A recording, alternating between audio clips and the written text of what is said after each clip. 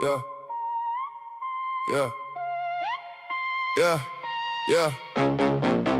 Bronx on the scene, nose to the ground, reads every scratch, every step, every sound. Dust on the boot, mud on the cuff, one wrong move and he calls you bluff. He found a lie in the turn of a face, found a fresh print in an empty place. Tail up high when the story won't blend, he don't bark loud, he just gets close. Damn, sniffing out facts, no room for slack. Truth in the crack, now we don't look back. BronXtails, BronXtails, BronXtails, chasing truth through the rails. BronXtails, BronXtails, BronXtails, corruption slips then fails. Sniffing out facts, uncaging the truth.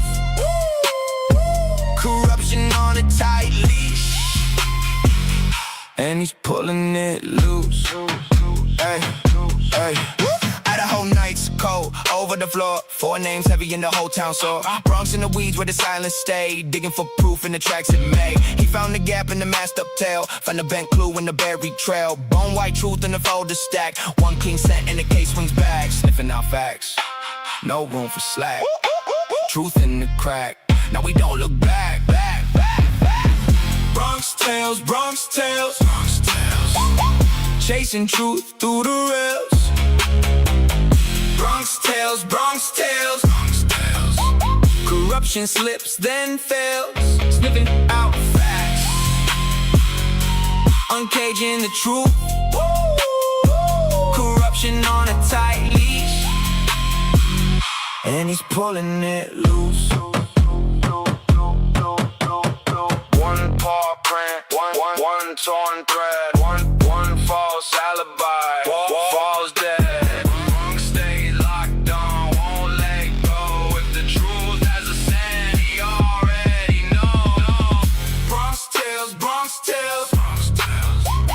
Chasing truth through the rails. BronXtails, BronXtails, BronXtails, corruption slips then fails. Sniffing out facts, uncaging the truth. Corruption on a tight leash, and he's pulling it loose.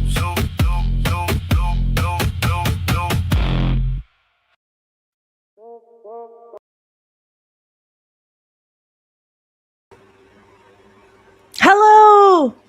Happy Monday. I forgot to set a goal for today, so I am going to do that really super duper fast. Give me half of a second. I apologize.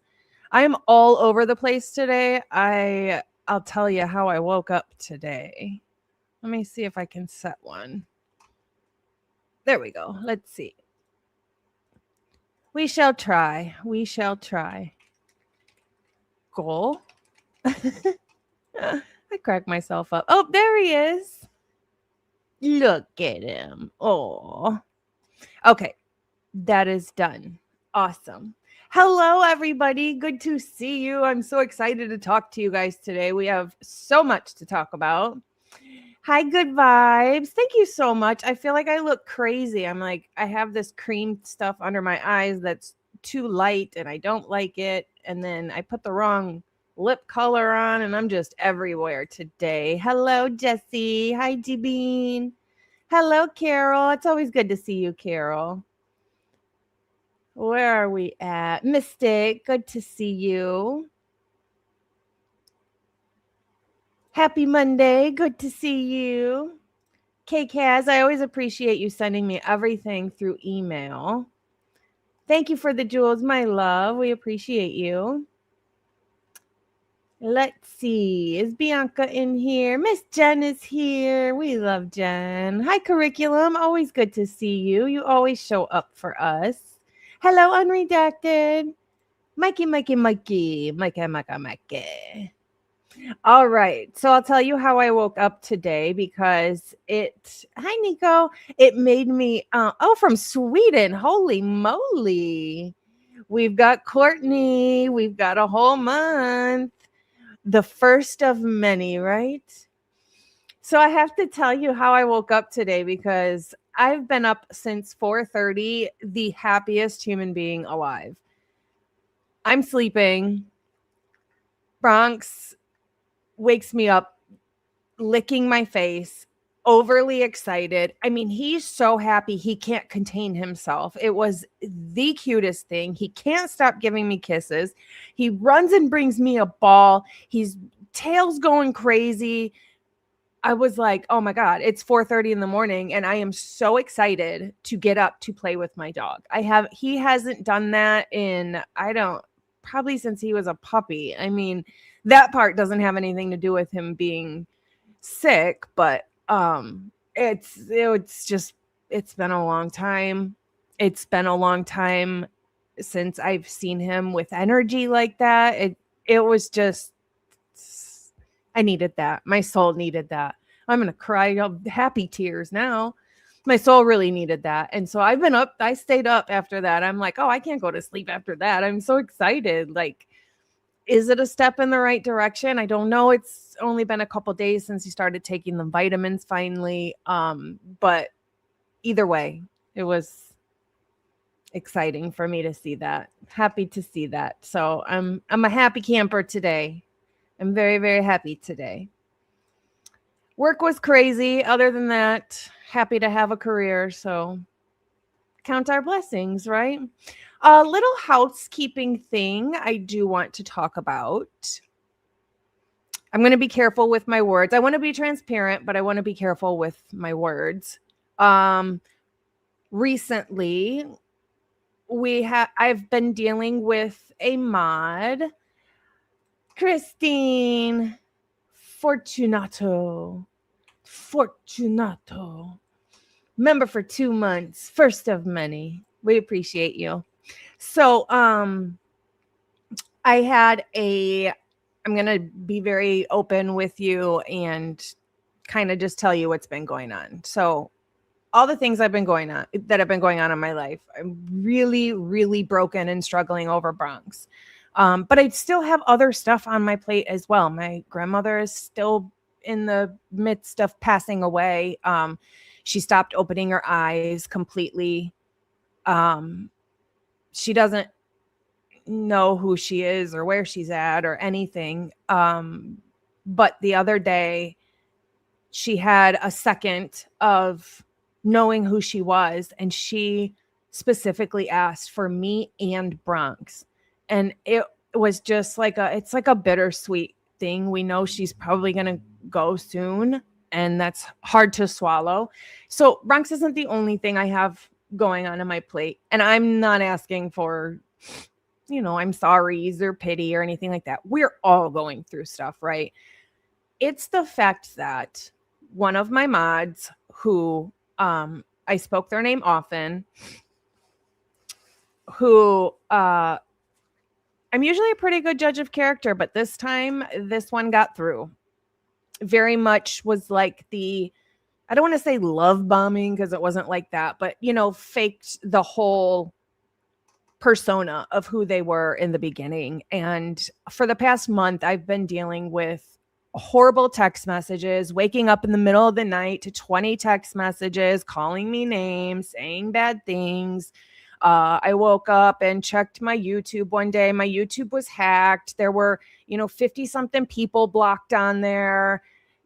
They put somebody else as a owner of my account. I did have a bank hacking thing. I don't know if it was them or not, but at this point, got my address and just things that a person shouldn't have to deal with, first of all, but also when they know somebody's going through something and they pretend to be their friend and pretend to want to help them and be there for them just to turn around and be spiteful and use it against them and try and hurt their feelings and kick them when they're down, and just an awful person. And it's been about a month or so coming that I knew that I was going to have to do something about it, but I needed to be very careful with what I did because some people are psychotic. Okay? And this one is. So I had to be careful with what I did. So I played it safe. I pretended to be nice. I didn't say one mean word back ever. And then finally it was like I had all my ducks in a row that I could get them out without them ruining anything. So They are gone. And then I had another mod who on Thursday's show was blocking any mail that would put a message in chat. So that mod is gone too. So we will be adding another mod, just so you guys know I'm in the process. So just wanted to be transparent that I know on Saturday there were times I was kind of distant on the show, and that's because I was trying to get things lined up in a safe way that I could give them the boot. So there's that. They're gone. So hopefully no more problems. Everything should be good. So if anybody was ever blocked or had things weird going on, please know it was not me. Bunksy, what you doing, Bug? What you doing, Buggy? Nothing? Okay. We're going to have a show. Okay? Okay. So there is that. What else did I want to talk about? Oh, you know what's crazy is I thought of you too. Hey, Moto, good to see you.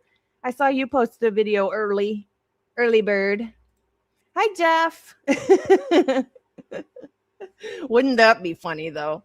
That would be funny. Funky. Hey, Nutmeg. So if anybody is interested in modding, shoot me an email. We do have Jen, who's here a lot. Carol's here a lot. And obviously Bianca does a lot.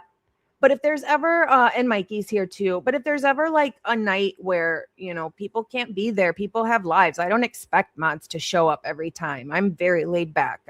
If you have a life and you have stuff to do, go do it. Like, it's just YouTube.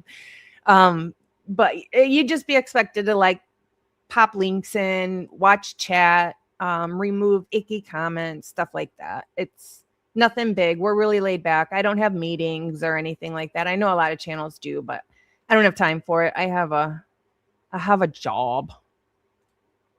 I wish I could have meetings and do Discord and Facebook and Instagram and all these other platforms. I would love to do that. I just don't have the time. So yeah, right. Thank you, On Top X. I appreciate you so much. You always start the show off with a bang.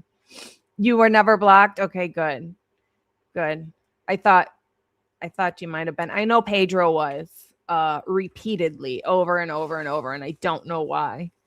Anyways, off that subject, we're having a positive day. Hey, Misleading, good to see you. So I want to start with a couple of things. The first one is, where'd it go?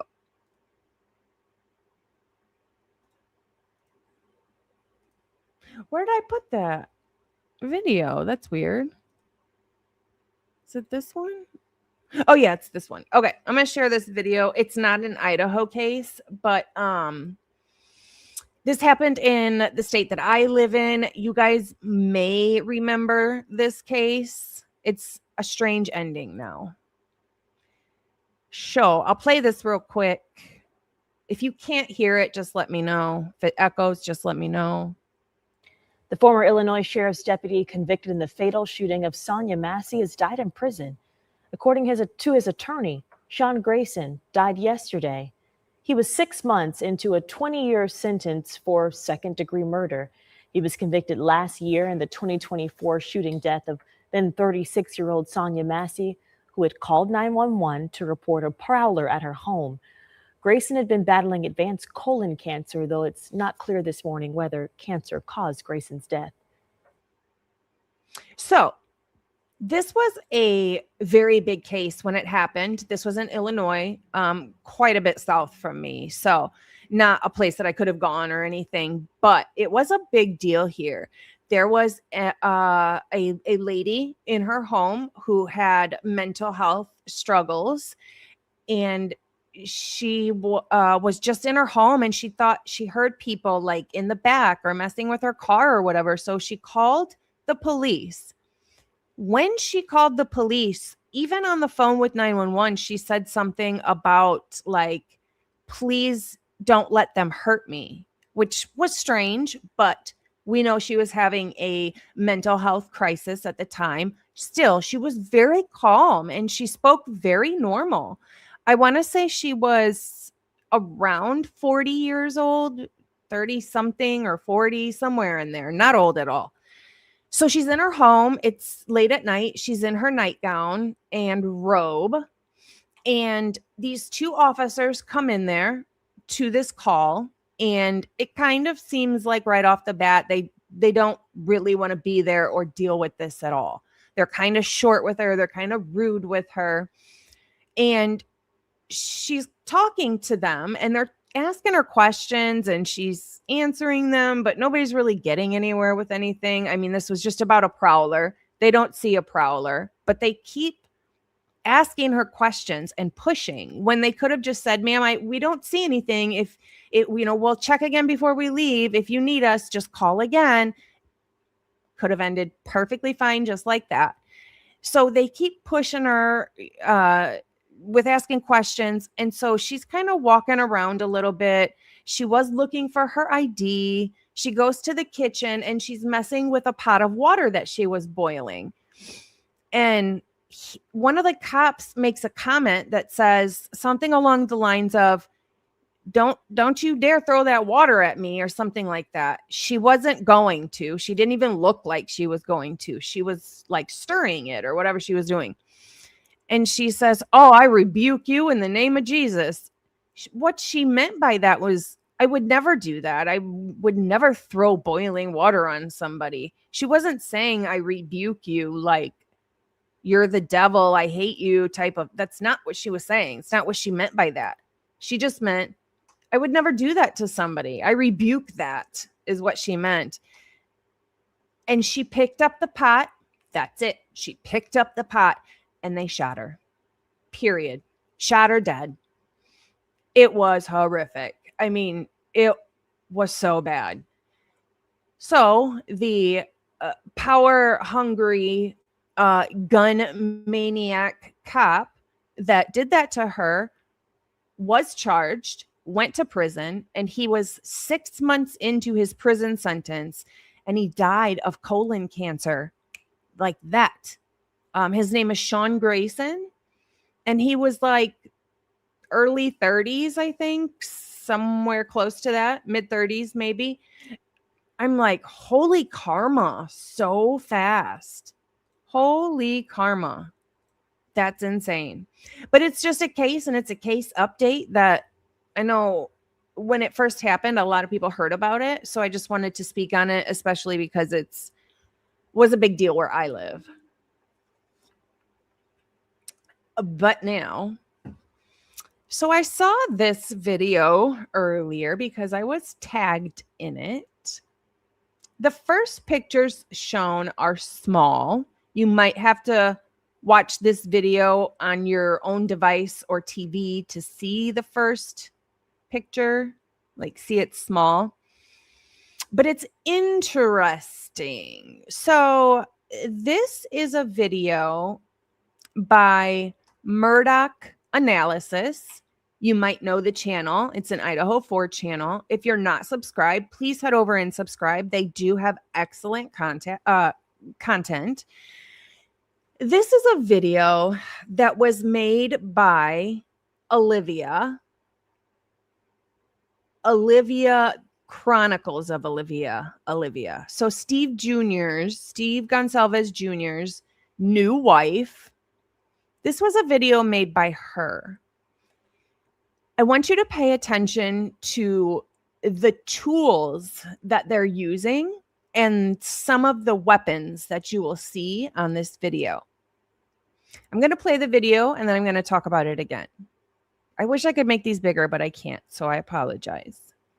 Everybody screaming, nobody's listening. Just pointing fingers, casting blame. I'm tired of the bullshit. It's all the same. Everybody's got a story nobody wants to hear. People hurting bad, but nobody cares. Too busy choosing sides to see what's really there. I'm tired of the bullshit everywhere. I'm not preaching, I'm just tired of the bullshit. Ain't you tired too? I'm tired of the BS. All the hate, all the lies. I'm tired of the BS. Watching everybody choose sides. I've seen enough of one lifetime. Can't do this no more. I'm tired of the BS. Right down to my core. So, everybody screaming. First of all, the weapons in there. I want to specifically go to the knife. Nobody's listening, just pointing fingers, casting blame. I'm tired. Look at this knife. I know it's a small picture, but this would be the knife that we're looking for.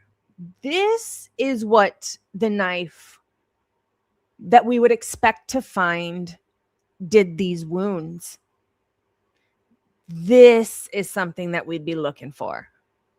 Very, very similar to what the wounds, the autopsy told us the wounds looked like. You would be looking for a knife similar to this with the serrated edge partway up the knife. With the clip point on the end of it. I mean, it would be very similar to this knife. And I want you to not forget, the knife that Bryan Kohberger bought was a straight knife. There was no serration on the knife. There was not any part of the edges were serrated, none of them. But the wounds on the victims were created and caused by a knife that had a part of a serration on the knife, not the whole side, just part of it. So it would be something similar to this knife that we see in this video. Now, keep in mind, this is Kaylee's brother and his wife, who used to be a true crime YouTuber, and she was really big. What's very strange, well, first, I'll say another weapon in this video. If you noticed, there's like some sort of pick or tire. You shove the thing in the tire and you fix the hole with it. And it's a sharp, rounded object that would create puncture wounds. It's just really odd that they would choose, a true crime YouTuber would choose to post a video with these weapons in it the night that Kaylee got murdered, the same date. This video was posted November 12th, 2025. Why are you posting a video about changing a car tire with weapons on the ground that look similar or identical to something that we'd be looking for in this case that caused the wounds on the victims, and that pick thing, because we've got several puncture wounds that are just that. They're just circular small puncture wounds. I think it was either Turvey or Whitcomb that said you'd be looking for something like an ice pick for those wounds. They're very unique and they're very specific. But something like what Steve had in his hand to fix the hole in the tire, that could have done it too. It's just strange that they would choose to post a video changing their car tire with weapons by them on November 12th of 2025. It's just odd. Could it be a coincidence? Absolutely. Absolutely it could. But it's an odd one. It's an odd coincidence. It surely is. Yes, it is. So I wanted to share that with you. Also, I did want to say, if you're not subscribed to Murdoch Analysis, they post really good videos. They have a lot of really good shorts, and they do post good videos. So head on over there and subscribe, or at least check it out if you have not yet. So there's that one. Okay. Do you guys remember, this was back in the winter time, I was talking about the contact that was saved in Dylan's phone. And I tried so many times to explain it correctly, and I just never really could do it right. I felt like a lot of it went over people's heads, and I could never really get the right words together to explain it the way that I really wanted to, how this contact was actually saved. And I used to call it, when I would talk about it, I would call it a handshake, a device that had never been near Dylan's device before came into range of Dylan's phone and their phone had a handshake with Dylan's phone. So it's in the background. It's just a phone notices the connection of another phone and they make a handshake, and that ID and information of each other's phones will register in the background of your phone. You'll never see it. It's just stuff that phones do. You know, they're always working in the background. And I believe that Brittany Fernandez, the saved contact, was Molly McMichael's throwaway or burner phone, because the saved for Dylan was at 3:51:03. And literally 24 seconds later, you see Molly McMichael appear in the camera at 1112. So I could assume that 24 seconds prior, she was next to 1122 King Road, where Dylan is inside with her phone. So I believe that Molly was close enough to 1122 King Road to have Dylan's device give a handshake to Molly's device. And I believe Molly's device is under the alias Brittany Fernandez. So if you guys remember that, I am going to play this video for you. True Crime X made an amazing video, explains it way better than I can. And there's actually a little nugget in this video too that I find really interesting. So this video is much better than I could ever explain it. And I just appreciate True Crime X is the one who was giving me the information on this handshake stuff. And, you know, we'd go back and forth, and they just put so much time and work into identifying this contact, identifying what all the letters and numbers and all the things mean within this handshake contact of Dylan's. And they just never gave up. And I think this is so incredible. So I'm going to play their video that they created.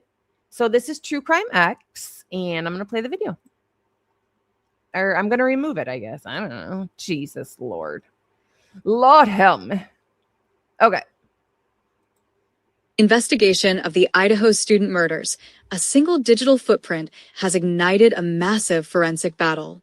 It is a log recorded at exactly 3:51 and 3 seconds a.m. on a surviving roommate's phone.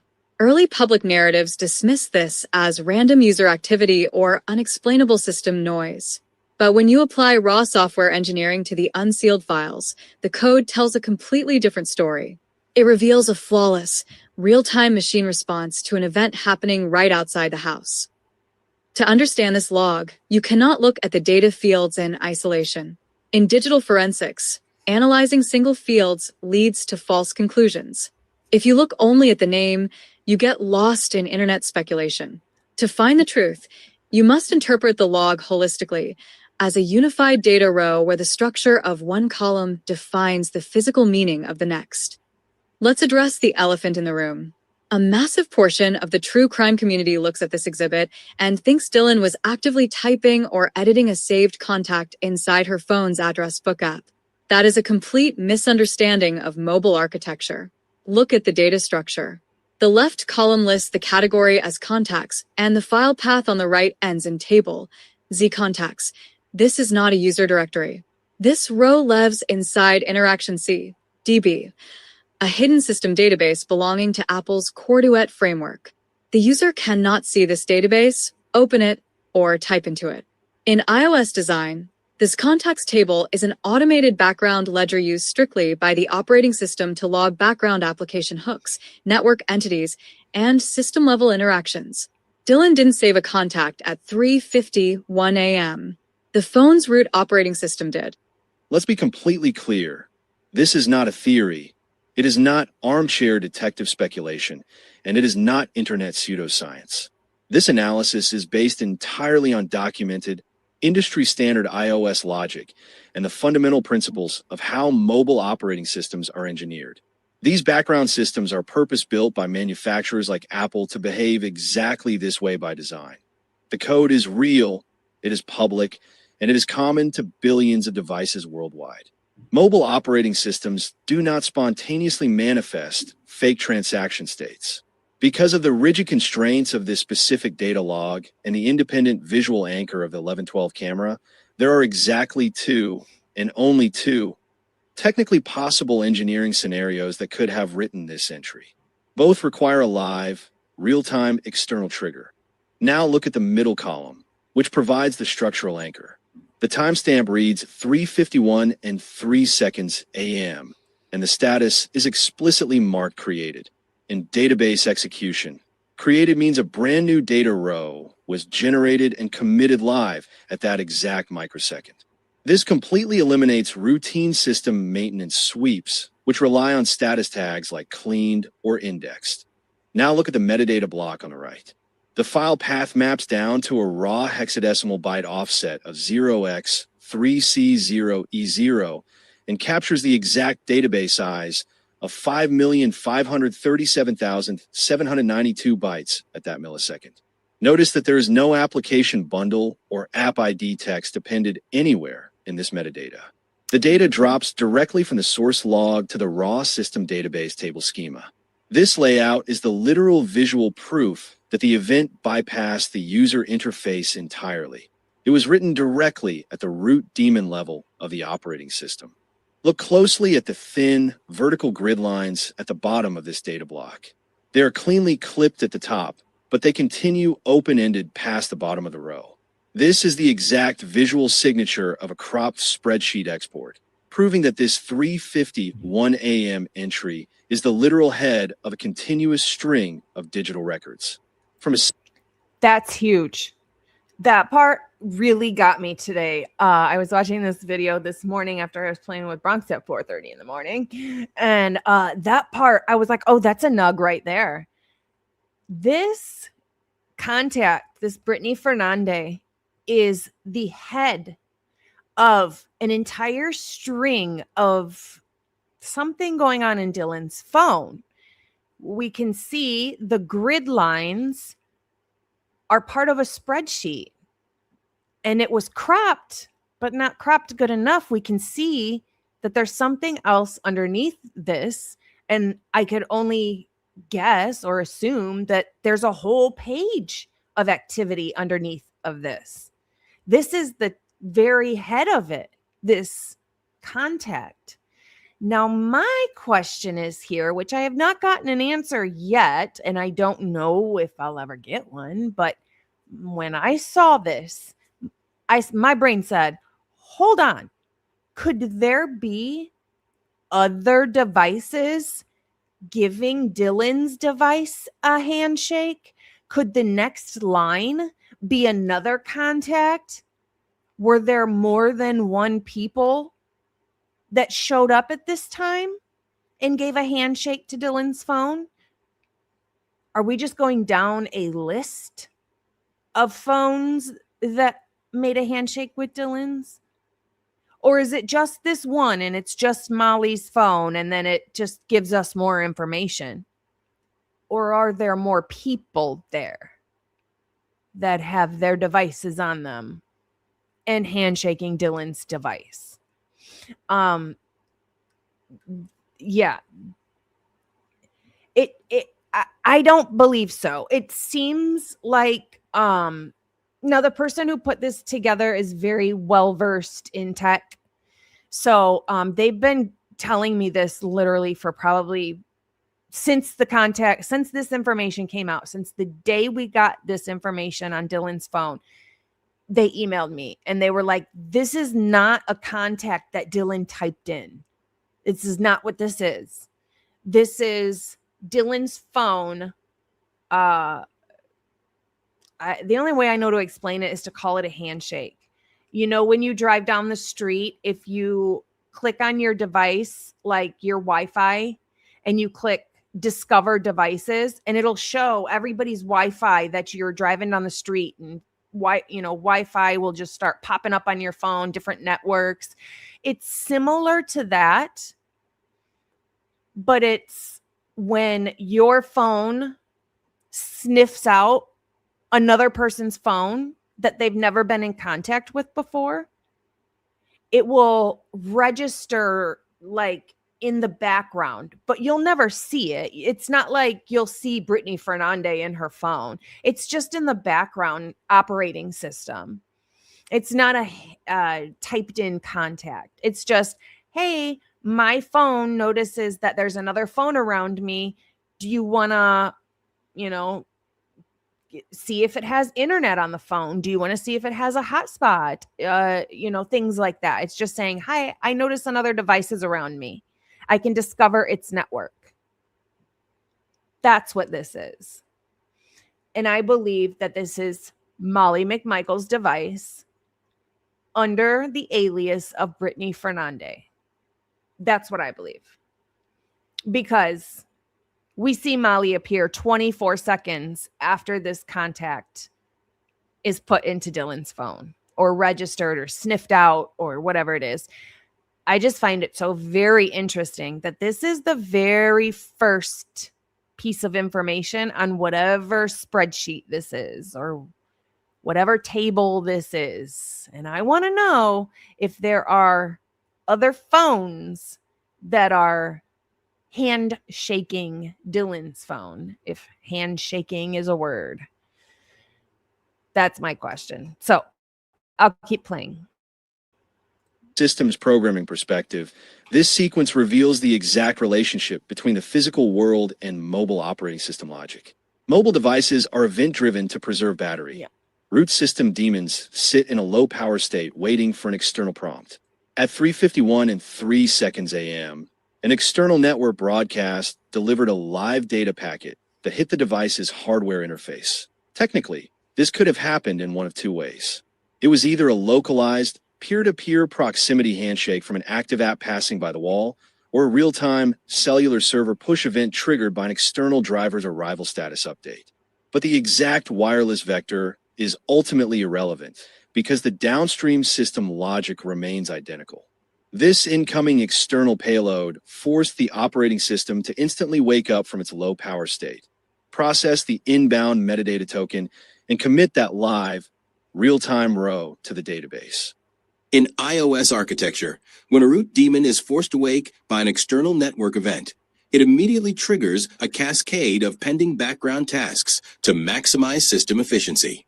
The string of data flowing directly below this log, indicated by those continuous grid lines, represents those subsequent system cleanups, cache flushes, and database indexing sequences.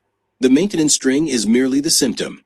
The external network broadcast is the live catalyst. You cannot have the cleanup without the initial hardware trigger waking the system up first.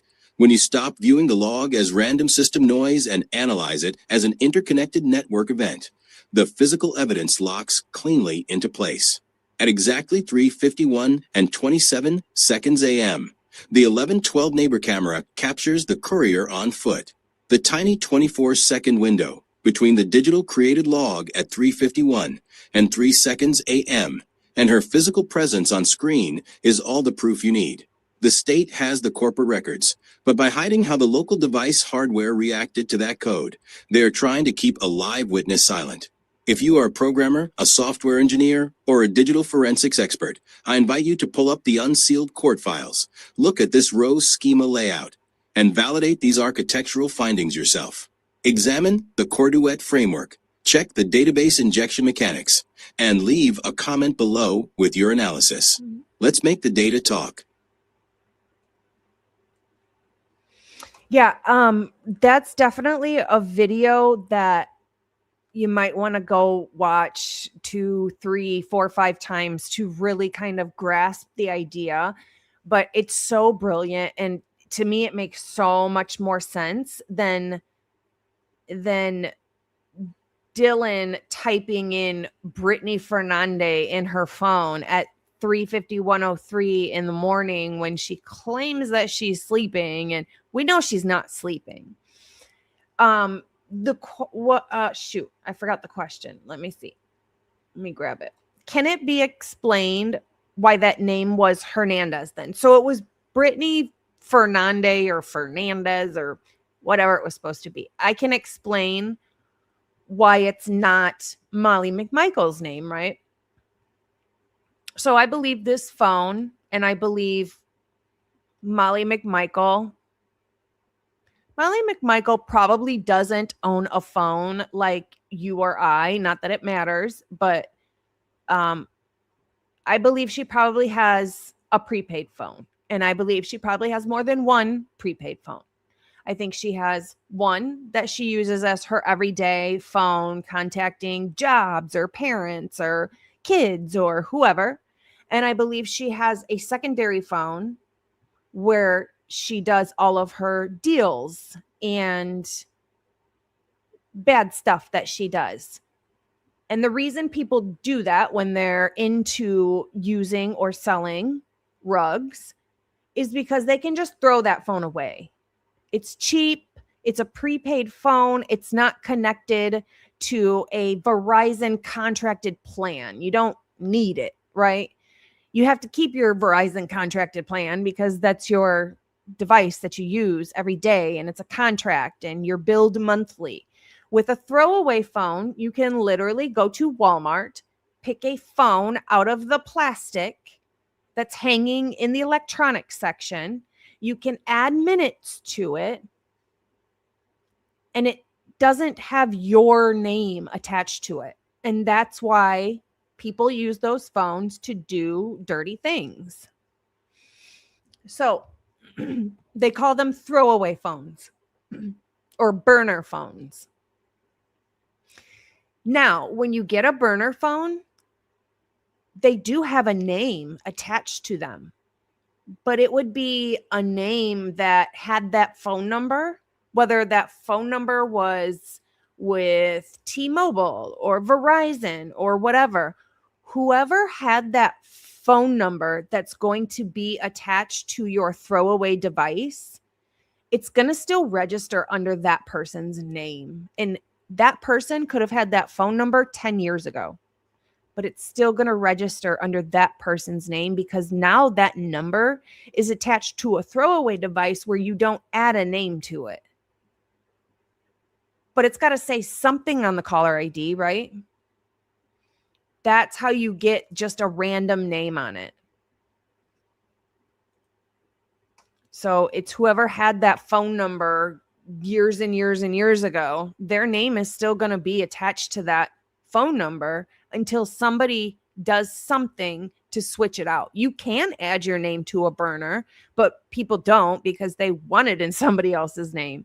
In case they ever get caught with anything, then that phone is, you just throw it away or burn it or whatever you do. I hope that makes a little bit of sense. And Sky Blue says, wouldn't it also shake hands with other phones in the house? Yeah, it absolutely can. And if their phones have the exact same settings on their phones that Dylan has, then it would look identical. They would have the exact same thing that we just saw on the screen. When they ran the report for, let's say, Bethany, she would have the same exact thing. Absolutely. As long as her settings and everything is set the same, yes. If she has something else different, it might look different. But yeah, more than likely it would shake hands with other devices in the house. If somebody's phone is dead, it probably won't.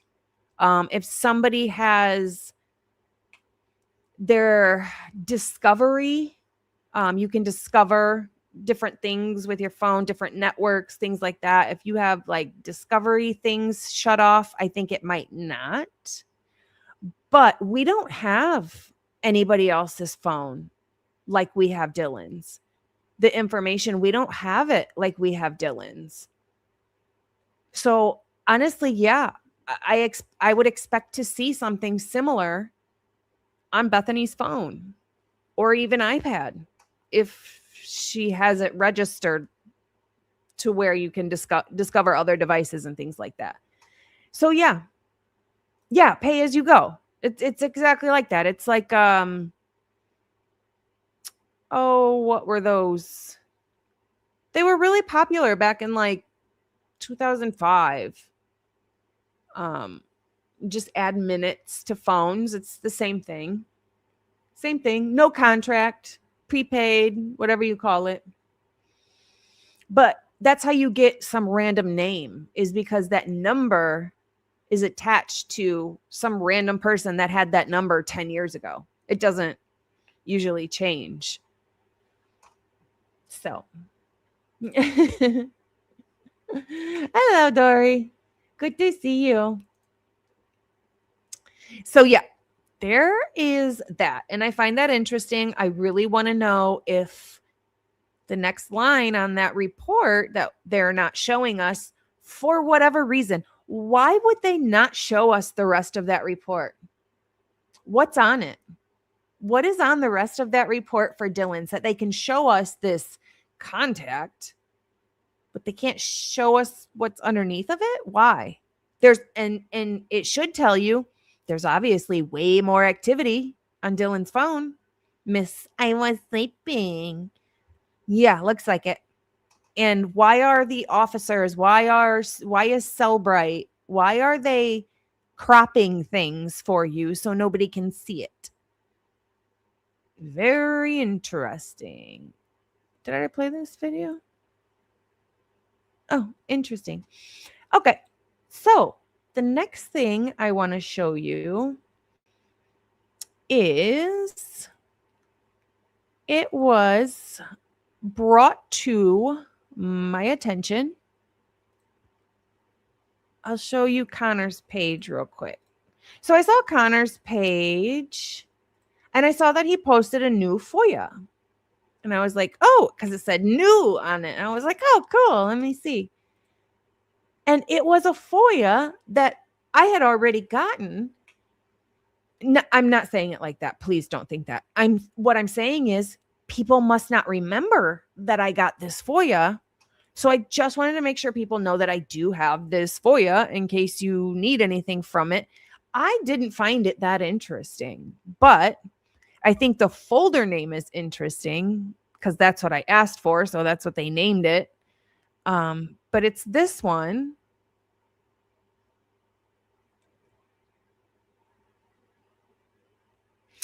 This one that says new. I recently received this file in a duplication fee request. The folder was called Dylan Mortensen Phone Spoofing. I don't know much about it other than the woman mentioned CL is Callie Leifson. I figured I would share it. More info on these files is mentioned in ISP 144. So I just want to show you.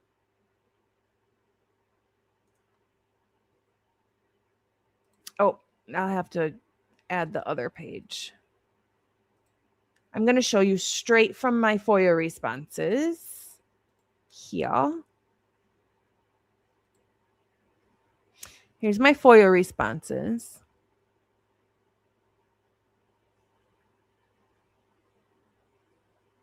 So this is what it is. This is what it looks like. There's really not much to it. I didn't think it was that big of a deal. I did share it, but we just didn't really talk about it much. This is from Leslie Lehman to Van Leuven.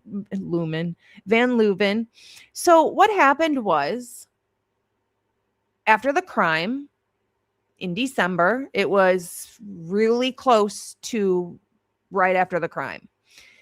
Somebody was hacking Dylan's phone. And they were sending out messages and phone calls, they were spoofing her number. And by spoofing her number, they could use that number. And when they would send messages to other people, it would look like it was coming from Dylan. And she figured it out because she started getting like mean messages back from random people. And I figured this out from a report. The name was redacted. I just assumed it was Dylan's phone because really, whose else would it be? But what I find interesting about this incident is it clearly shows that there was somebody or people out there that were trying to maybe send Dylan a message. Like, I can control everything. You better keep your mouth shut. I can get into your phone and use your phone number and make it look like it's you. Is that what was happening? Because usually when somebody spoofs or hacks your phone, it's usually from another country, another state. This was somebody in Post Falls, Idaho. So close. So close. Very strange. So there's not a whole lot of information on it. They contacted the owners of the cell phone number, confirmed this is her phone number, and the provider is T-Mobile. On December 3rd, her account, which she shares with other family members, was spoofed. Answered a phish text from T-Mobile that exposed all the phone numbers on the account, including hers, to hackers. So they believe that, I think it was like Dylan's dad or something, opened a text message from a random number he didn't know. And he said it came from T-Mobile and it exposed all their phone numbers. I don't believe that's what happened. I believe that somebody or people, possibly people that committed this crime or had something to do with this crime, were trying to scare Dylan by getting into her. Why not spoof all the numbers on the phone plan? Why only Dylan's? She forwarded emails generated by contacts. She also confirmed she's continuing to get angry text messages and voicemails from people who are receiving messages from her number. She recognizes the last offense for her and other numbers on the account is to change their assigned phone numbers. They made a supplemental report. So here is the supplemental report that I read to initially send in my FOIA. It's report supplemental 144. Idaho State Police Detective Leslie Lehman was asked to locate the owner of cell phone number, whatever it is. The number was used to attempt access of the T-Mobile account owned by redacted, date of birth, 2003. I guessed that it was Dylan. My investigation revealed the phone number was owned by redacted, date of birth, 1978. Redacted provided documentation of the hacking of her phone number on December 3rd. December 3rd. What is that? 20 days after the crime? In 2022, with the phone spoofing still continuing, it was determined redacted was not the suspect in the attempted account break-in. On January 19th, ISP Detective Leslie Lehman was asked to locate the owner of the cell phone number. The number was used to attempt access of the T-Mobile account owned by Dylan. Research showed the most likely owner of the phone was Dylan's dad, I'm assuming. Law enforcement research showed an address at Post Falls, Idaho, or another address in Post Falls, Idaho.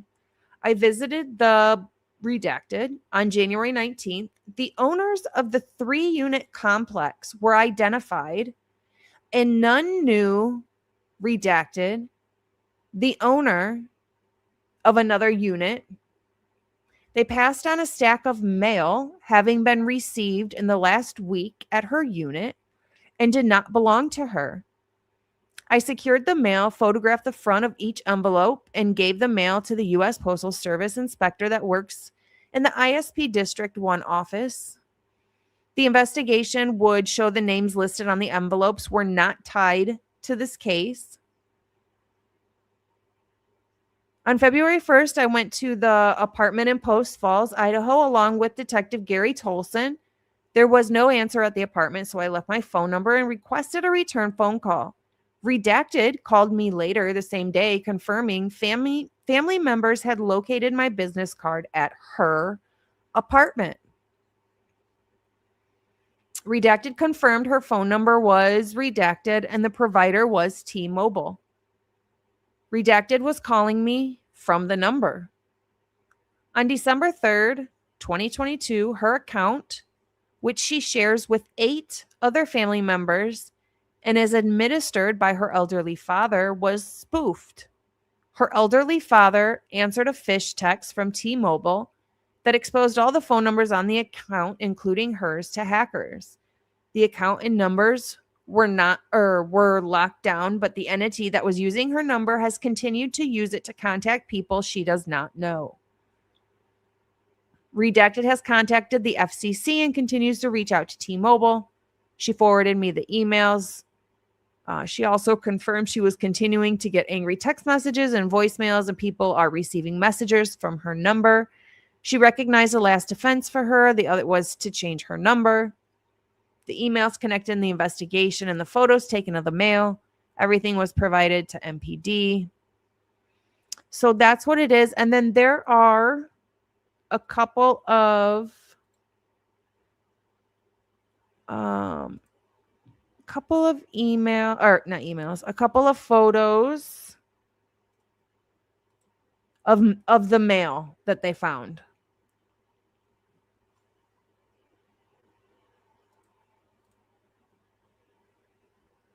So like this one, Social Security, apparently it wasn't hers.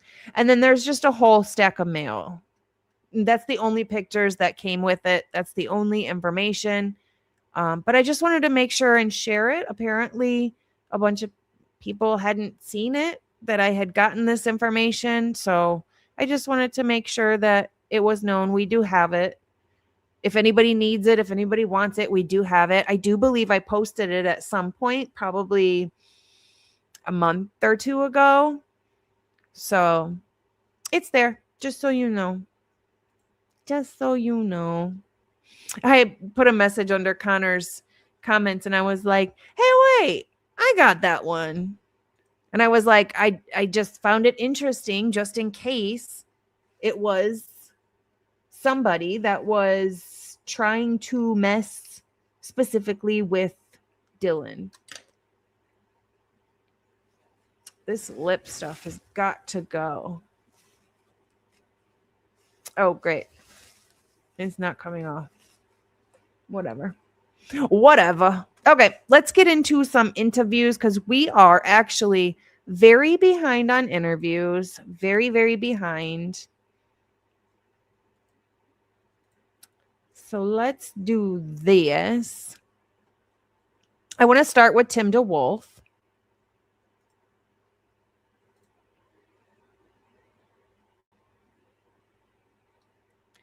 Okay. But if that means Dylan was threatened to keep up the lies, then it would be important, right? I think so. That's why I asked for it. I thought it was important. I thought, honestly, we'd get some different information with it. But it seems like maybe the officers didn't even think about it being maybe somebody purposefully messing with her, trying to show her like, girl, I can get into your phone. I can send message to other people pretending to be you from your phone number and I don't even have to be near your phone. That's the way I thought of it. And it seems like officers didn't think of it that way at all.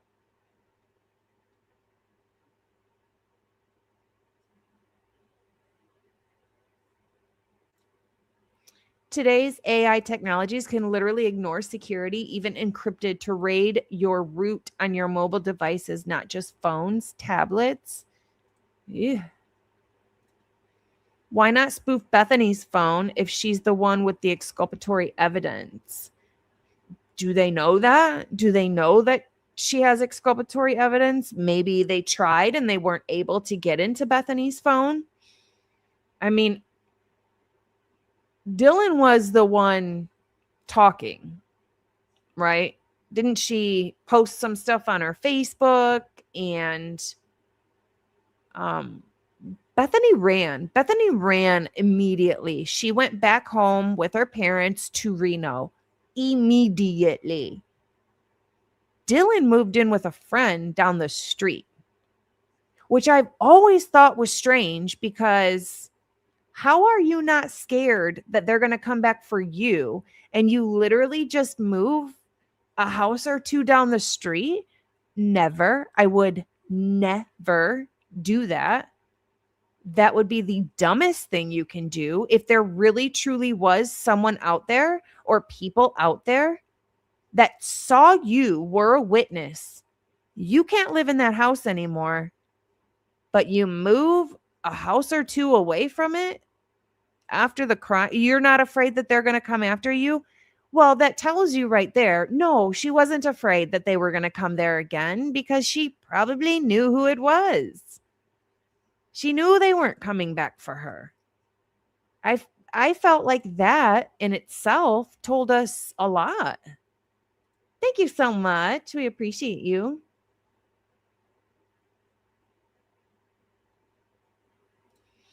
It makes so much sense to me. Why would you move on the same street? Same street.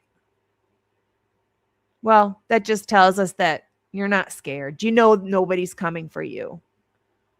You know it. Or else I would move so dang far away. I would probably do the same thing Bethany did. I am out of here, y'all. I'm gone. Was not scared at all. She lied about that too. Yep.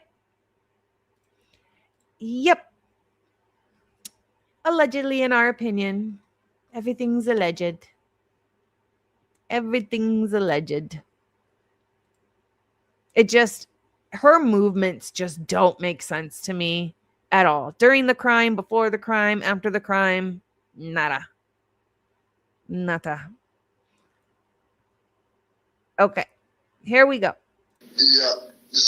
Hey, man, do you have a few minutes to chat? Yeah, sure.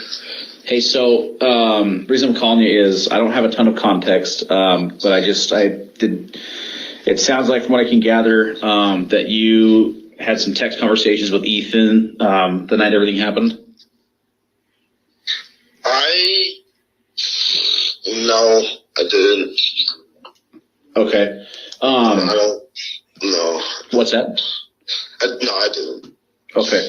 Were you guys in this? I guess did you know Ethan? I did. Yeah, he's my. Okay. How long had you guys been? A year and a half. This is third semester. Okay. So after Brian's arrest, why did Bethany still not want to come back? The threat is gone, but she acts like there's still someone after her. Exactly. Because she knows it's not Brian Koberger. I firmly believe that all the friend groups, all the people that live close, all the frats, they all know. They all know who did this, or have an idea, or at least, at the very, very least, they know Brian Koberger did not do this. I mean,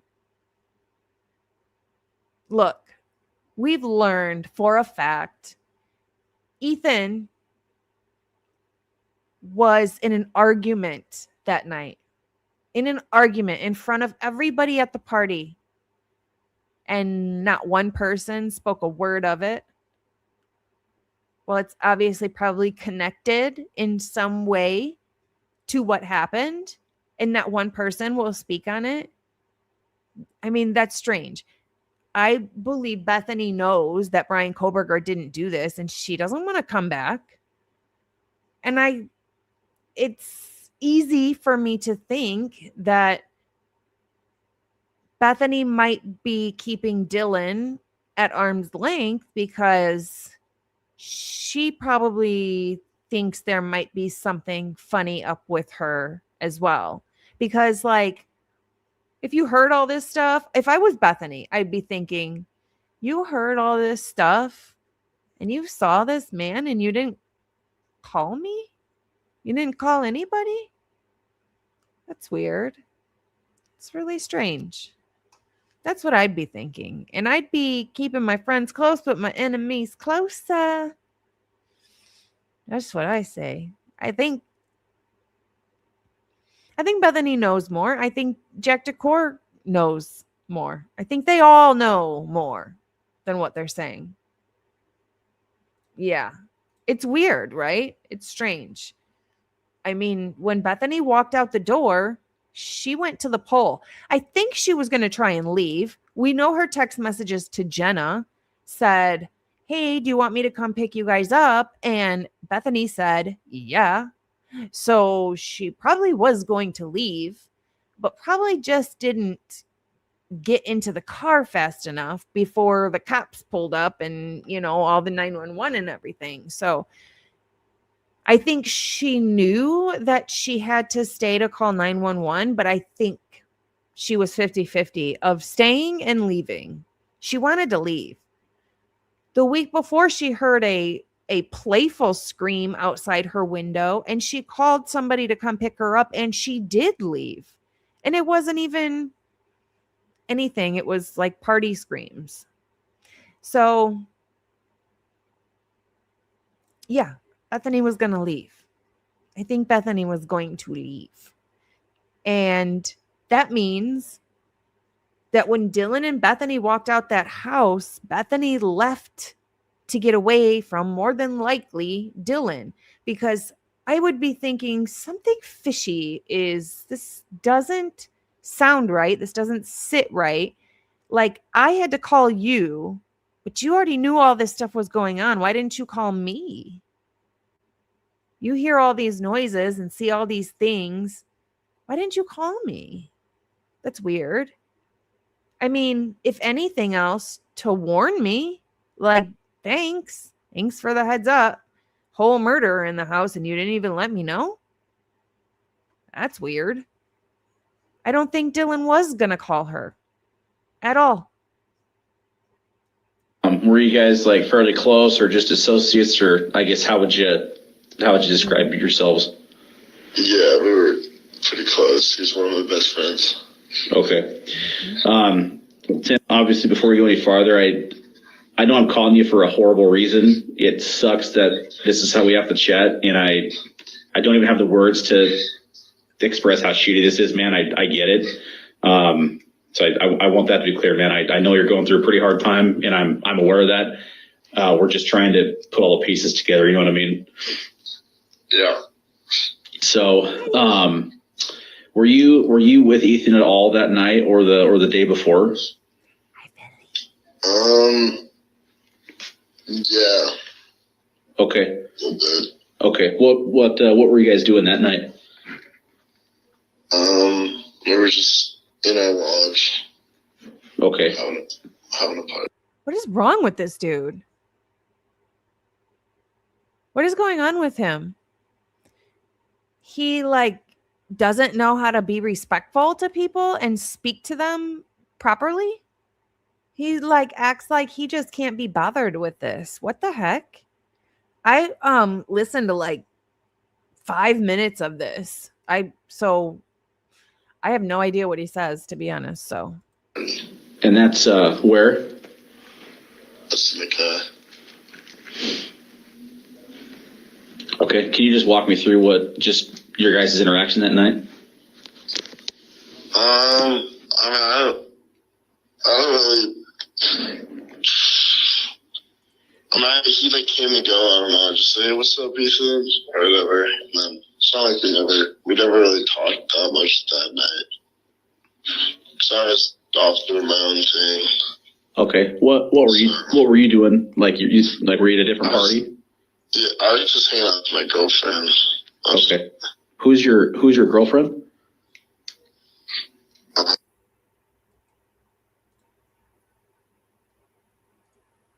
Maybe.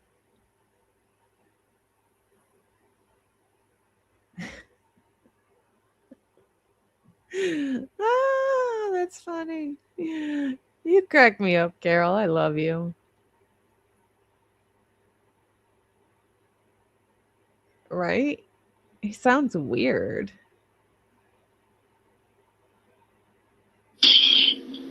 Okay. Well, hey, listen, man. The reason we're doing this is we're just trying to put together all the pieces of everything that happened that night. And so, so talking to friends, talking to family, and people who he was around and that sort of thing. That just really helps us kind of get a picture.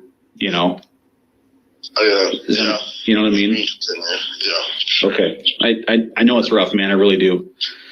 It's okay. We're trying to do right by everybody here who shouldn't have died that night, Yeah. So we're just trying to get to the bottom of it. You said it was Matt. Yeah. Okay. Is that spelled like normal Matt or how exactly? Yeah. Normal Matt. Like. Yep. Okay. And where were you guys? We were at some Mackay. So at the same. Most of the night. Yeah. Okay. And then, yeah. Okay. Where'd you guys go from there? And then she went to bed early, and then me and a couple of my buddies went over to the Whites. I don't know if you know where that's at. Oh. Yeah, it's been a second since I've been here. Do you know the address for that?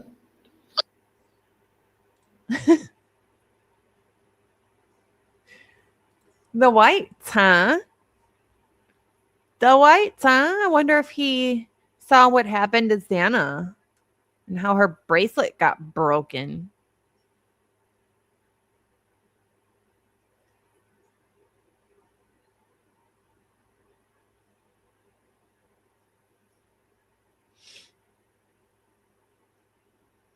Who's so you said Matt went to bed and you and some buddies went to the Whites? Yeah. Okay. Who'd you go to the Whites with?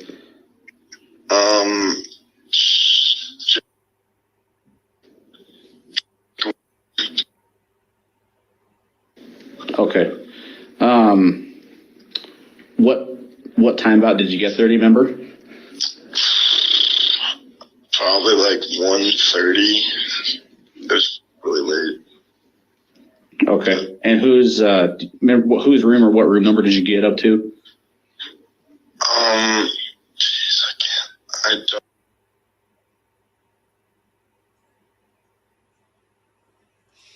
Hmm.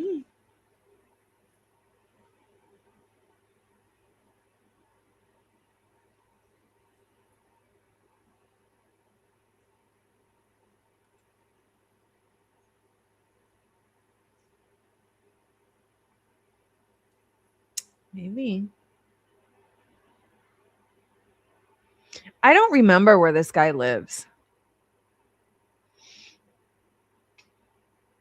That specific apartment or the whole complex? That specific apartment. Okay. So you got there around like 1:30. Yeah. Okay. What we're just like continue the party or hanging out or what? Yeah, we were just hanging out because we weren't tired. Okay. And I guess this something I'm telling everybody as we talk to him. I don't know how old you are, Tim. I honestly don't care if I discover that you were drinking alcohol or that other people were. That's really not the relevancy of what we're dealing with, you know. So like, if I, for instance, like we discover that people, they smoked weed yesterday or they drank and they're not 21. I literally don't care and nobody does. We're obviously looking at something a lot bigger, you know. So like, I don't want an apprehension or a fear of like, yeah, I don't know, admitting to a cop that you drank. I don't want that to like prevent us from finding out what we need to know. So like it's kind of a free zone in that respect, if that makes sense. You know what I'm saying? Yeah. Okay. How long were you at the Yes, whoever said about going to the rack and then the whites, yes. Juva right. I would like to address this. Hello, good to see you. Brian needs to prove where his car was since he admitted to being out driving when the crimes happened. No, and in reality, you're absolutely right. He would have had to prove where he was, right?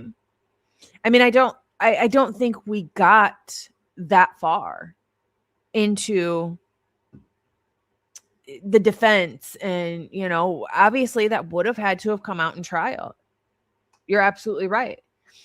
And he said he was out driving, looking at the stars, whatever he was doing. I think that's what he normally does.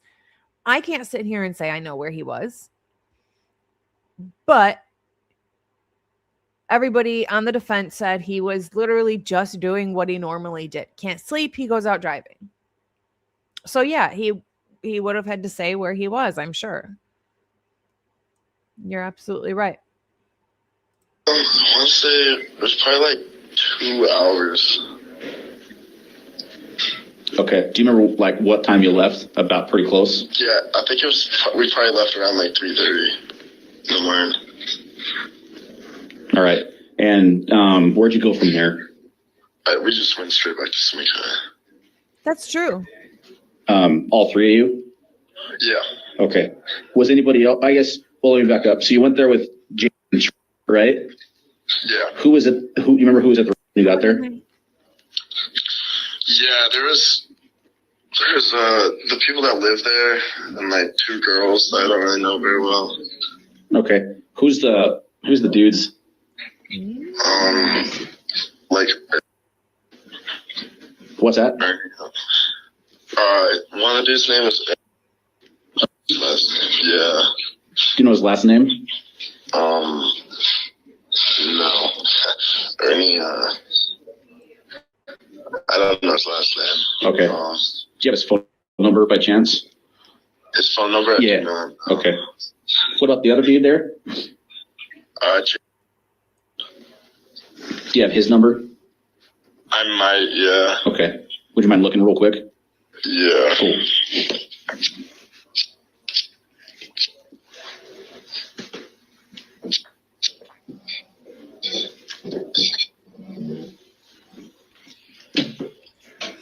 Cy-Ray has junk science.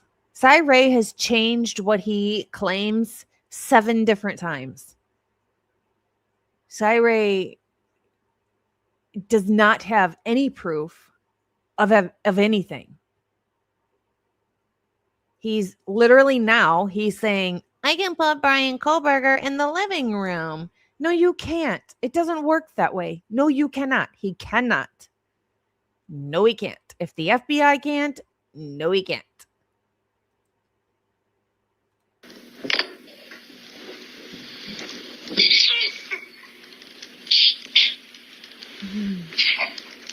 Yeah.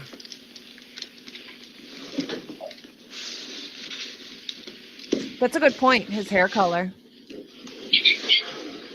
Spiky reddish blonde.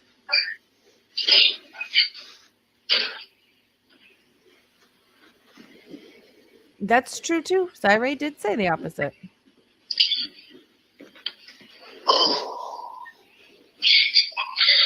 Yep.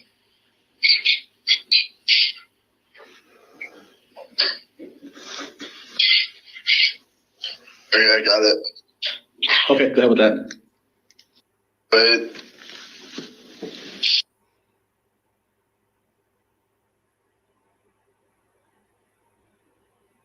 yep.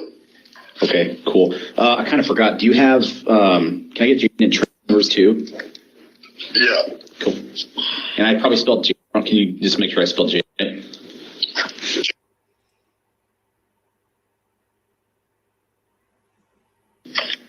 No, and that was Shepard, right? Yep. Okay. This is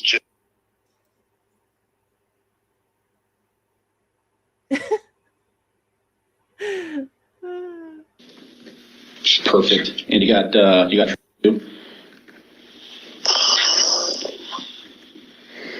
I think so. And it was, can you make sure I spell his last name right?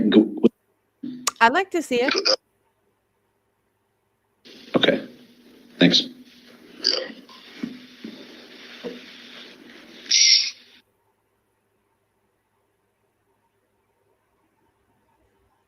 Is this the 3:30 visitor? Yep. Okay. Did you, and I might have forgot, did you live in the same building as Ethan? I did not know. Okay. Okay. Do you know who his roommates are? At the time, Yeah.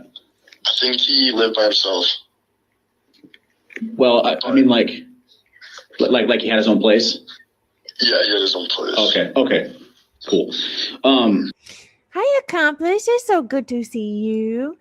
Tim was with Trent and Jaden Shepard after the Sigma Chi party. All three of them tried to place Xana and Ethan back at Sigma Chi around 1:15, but I think they were by Linda Lane with Ethan during that time. I'd have to agree with you because Ethan showed up at Linda Lane at 12:27, right? We don't ever actually see him leave, though, do we? Which I think is kind of weird. Hello. So good to see you.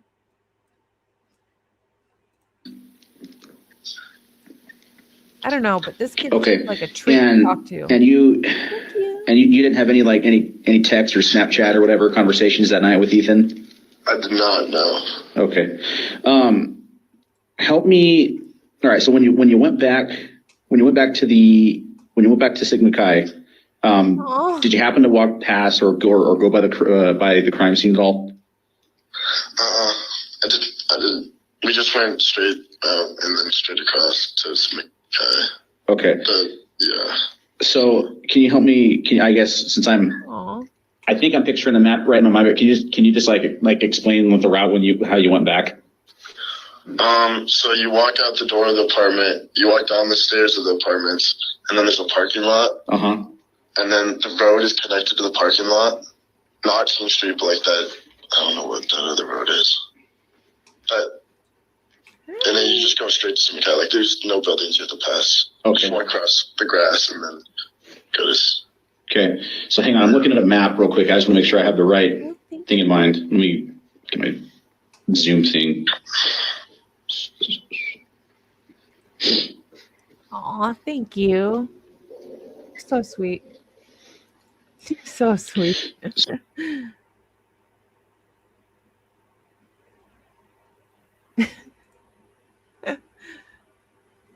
This guy's a real treat to talk to.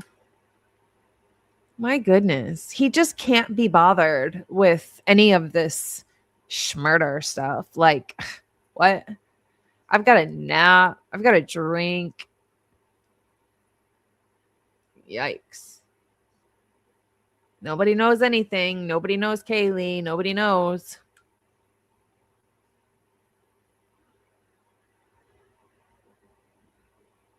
Do you guys think that at any time somebody's going to come out and say something? Ever? Does anybody think we're going to get anything? I think the information that Connor got recently saying that Ethan was in an argument, that's huge. Huge. That makes sense what I'm looking at here. I'm just trying to get, make sure we're talking about the same thing.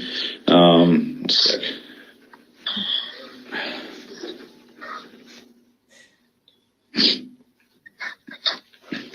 Okay. And did the three of you guys go back together?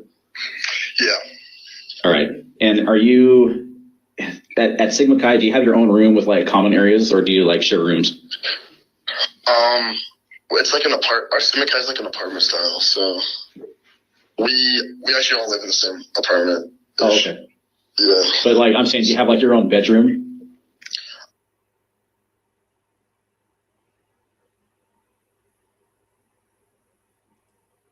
He lived at Queen, from my understanding. Nick Mawich's son lived at Queen Apartments. No. Nick Mawich's son lived at the Whites, right? Nick Mowich's son lived at the Whites. I'm pretty sure. Oh no. Hey Sherlock, I haven't seen you in a long time. Busy. Why are they banning all your stuff? YouTube has switched up again in the past like week or two, haven't they? I've noticed some weird stuff.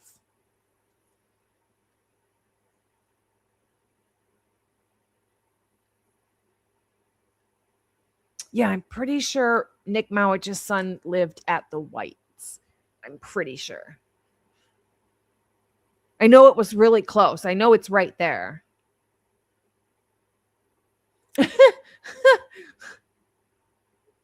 Nick Mowich's, yes. Not the son, though. I don't. Okay, that's all right. So, so about 3:30, you leave the Whites, go back to Sigma Chi. Were your other roommates home when you got there? Yeah, everyone was asleep though.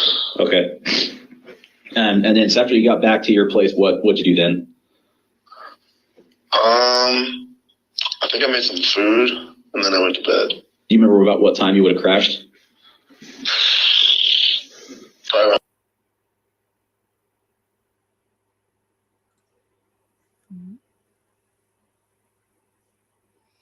He had a couple of kids. All right. So you said obviously you're pretty close with Ethan, yeah? Yeah. How long had he and Xana been dating? What is that? That was like a burp answer. It was like he said yeah in burp form. What the heck is wrong with this kid?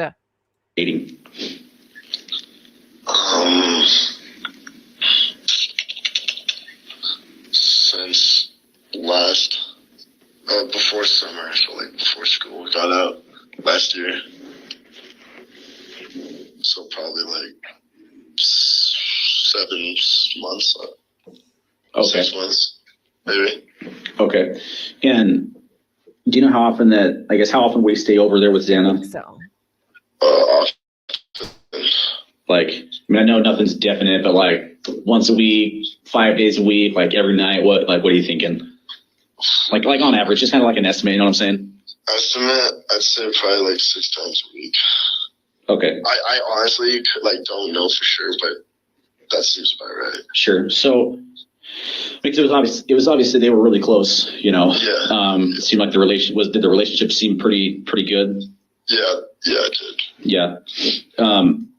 So was it kind of those like, hey, I keep my apartment, I keep my stuff there, and that's where I get my mail, and where everyone thinks I live, but I'm pretty much just crashing with my chick most of like 6 nights a week, except for this. Okay. When would he not stay there? I guess what would cause him to stay at his own place or stay elsewhere?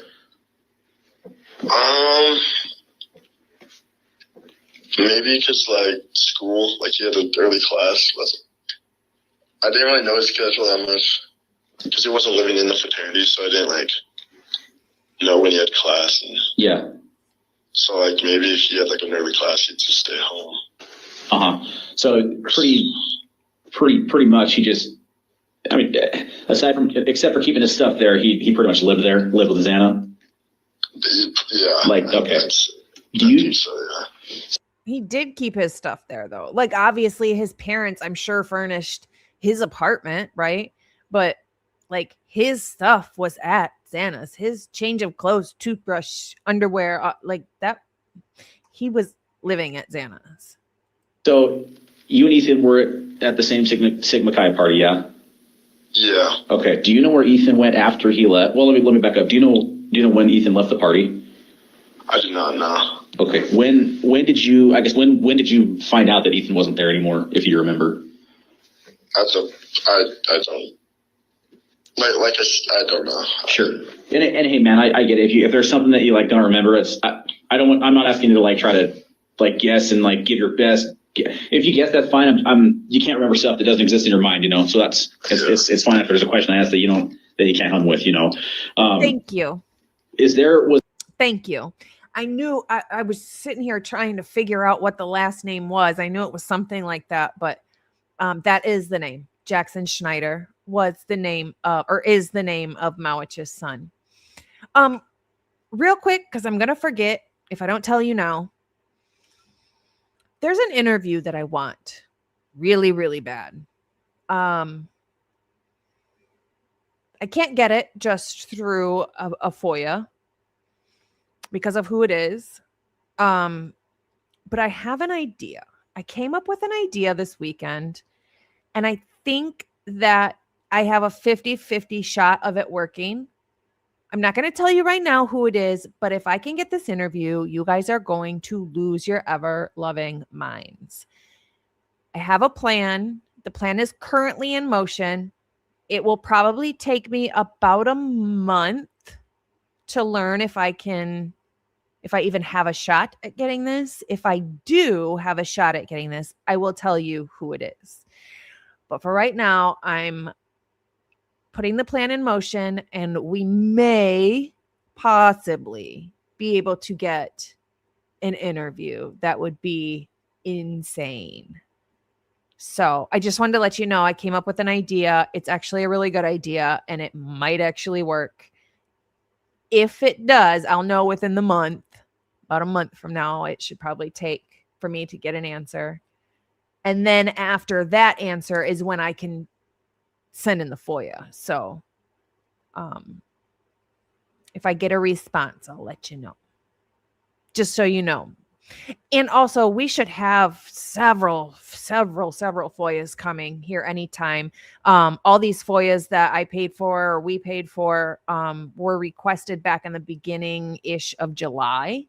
So, yeah, we're at about a month and a half-ish. So they should be coming any second, any day. Was there like a planned after party, or was there some kind of event or activity that members of your fraternity were going to do after that party? I don't think so. No. Okay. There wasn't like an after party or like a secondary. Hey. Like maybe go over to the whites, like where I went later that night. Uh-huh. Like that's usually how it goes, kind of. Okay. You go over there and hang out once the party gets shut down. Yeah. Okay. Oh. Okay. Yeah, that makes sense. Legal though. Legal. Give me. When did you find out what had happened? That next day, he came running in and was like, I think it was like 12 o'clock the next day. Mm-hmm. It's like, yeah, Ethan was unresponsive, and I was like, what? And I got up, and everyone was, yeah. Sure. Did you know, how well did you know Xana? Pretty well. Okay. How about Maddie and Kaylee? I didn't know Maddie and Kaylee as well as any of the other two. Would you describe yourselves as like friends, close friends, associates, or just kind of like, how would that go? Like Maddie and Kaylee, I'd see them and say hey every once in a while, but we never really sat down and had like a long conversation and like hung out. Okay. And would it be fair to say that you knew Xana because you were pretty close with Ethan? Is that a fair assessment? Yeah, I knew. Well, last year we hung out, like a couple of us, bunch of us guys. We used to go over to her old house where she used to live, and we hung out there all the time with them. Okay.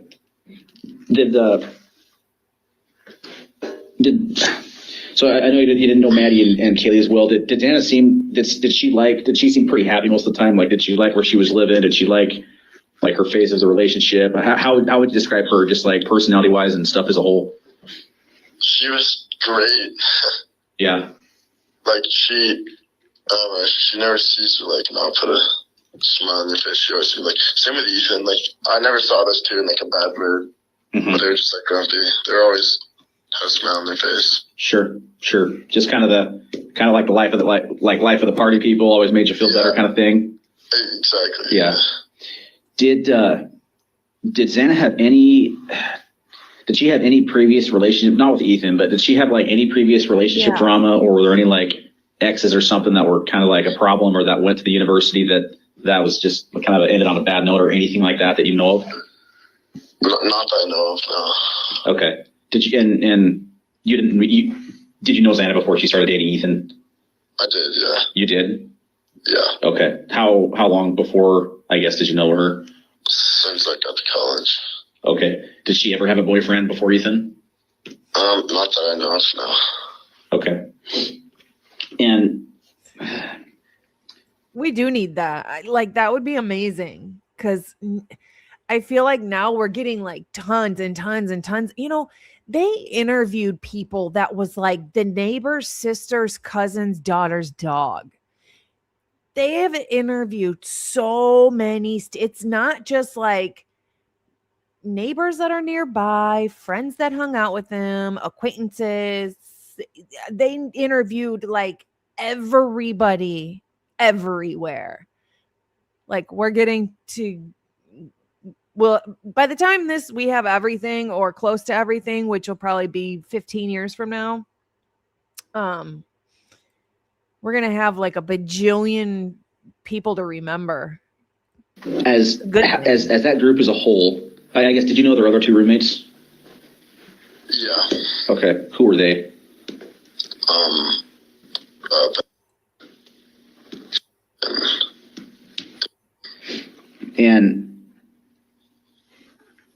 And how, I guess, how often would you go over to that place and hang out? Like, pretty frequently, or like not very much, or what do you think? I mean, like every once in a while. Yeah. Like, I'd say like probably once a week, maybe once every 2 weeks. Right. Okay. How often did they kind of like host the party? Pretty often. Maybe like, once every 2 weeks, maybe once a week. And obviously when I'm saying this, like, I'm coming in like a legit house party, you know, like the big one of the area, or something like that. Is that fair to say? Like how was it supposed to be, or what?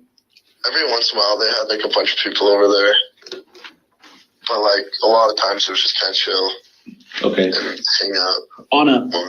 On a typical party that they would have over there, how many people do you think would usually go to that? And I know it varies, like people come and go throughout the night, but I guess what would like I want to know if he made it through the day. My Lord. It's difficult to listen to. I'm like struggling to understand what he's saying. Like, why did your parents let you speak like that?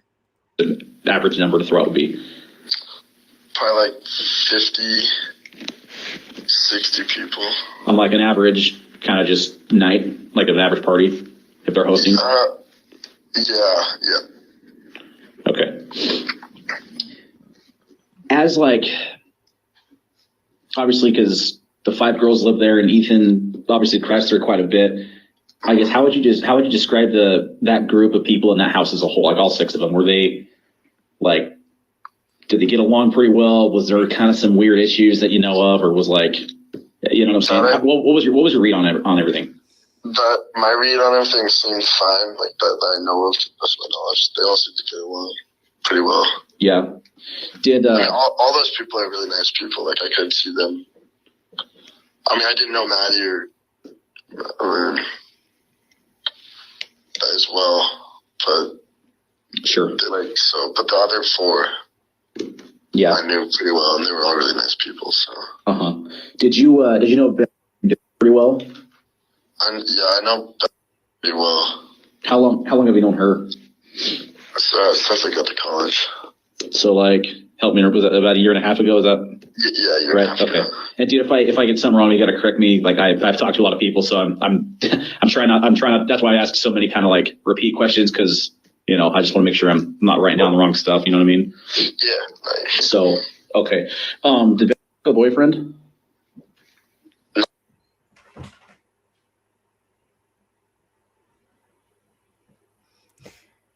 Talking about Bethany and Dylan. I mean, if they redact the names, why do they need to redact the whole rest of the sentence? It doesn't make sense. Aw, hi, dog mom. Thank you. Do you know, did Ben have like an ex or something?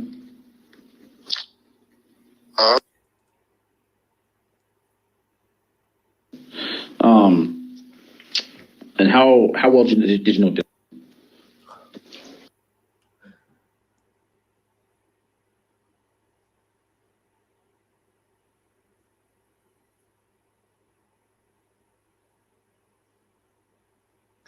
Yeah, it's gross.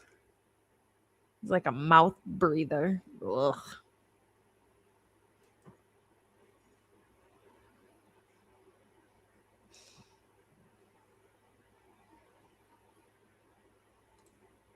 It's just wild to me that not one person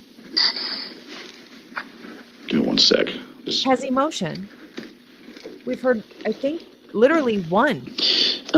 Was there ever, like, I know how parties go. It's been a while since college, but 10 years, I guess. But like, I know they're not always like, shit happens when people drink, right? So like, and that's normal and like kind of expected, But was there ever an instance where something happened to where it was like, I guess, kind of uncomfortable, or to where there was maybe some beef that started from it, or essentially it was kind of like, oh shit, this is real. Like, do you remember anything like that ever happening at one of the parties at that house there? I do not know. Every time I went, it seemed like a good time. So. Okay. What? Was there ever, I guess, with that group of friends there, is there anyone you can think of that maybe, I don't know, tried to be part of the group, or tried to go to a party and they just didn't like fit, or they just weren't the type and they weren't really that welcome? Not that I know of, no. Okay. Not just as the people who live there, but like as kind of the regular crew that would party over there. Was there ever anybody who showed up that was like, dude, that guy, yeah, he ain't coming back here, or something, or she should not come back to the party here. Like, that's just going to be drama and trouble. Is there any individual you can think of where that was kind of a thing? No. Okay. They were like always super nice about that type of stuff. So Pretty. I don't think they're ever like, Hi, beauty. you can't come back. Like, I don't think that was a thing. But Oh. to my knowledge, I don't know Handle this who guy. it was. Yeah, sure. And I get that, man. I'm just asking what you can, I'm just asking what you know or can remember. So it sounds like you obviously knew Ethan and Xana really well. You didn't know Maddie and Katie that well, but Ben a little bit more. You'd met, I guess. Is there anybody you can think of, or any group or any person that would do something like this? No. Okay. No. Does anybody that's associated with the circle kind of stand out to you as even just like, hey, that guy's kind of weird, right? She's got a screw loose, or like, that guy's got something wrong upstairs. Anything like that come to mind? No. Okay. They ask those questions, and these people don't even think on it. They don't even say, Like, I'd be going through like this person, that person, I would think on it. I would try and be helpful.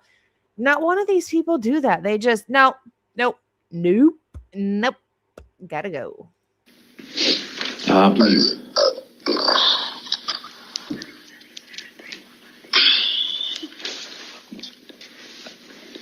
right, I'll just make sure I have all my stuff on you real quick. Dude, I know it's been a long phone call. I appreciate you sticking with it, man. I know it's not easy, but this helps us put all the stuff together we need to work on. You know what I mean? Everybody would. Okay. No. It's all good. Last thing, can I get your girlfriend's phone number?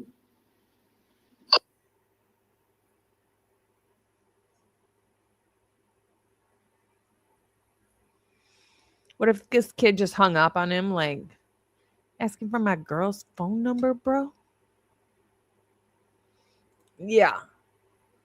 I mean, like, come on. If somebody said, let's say there was something like this that happened in my neighborhood, cops knock on my door and ask me, can you think of anybody around here that I would rattle my brain? Yeah, the schizophrenic homeless guy up at the gas station that barks at my dog. Like, he is, if he's not on his medicine, he's kind of scary. Like, you could have somebody in mind. Yeah, there was a guy last year that was banging on all of our windows at 2 a.m. We had to kick him out, something like that. Nobody can think of anybody. Everybody's just perfect there. Come on.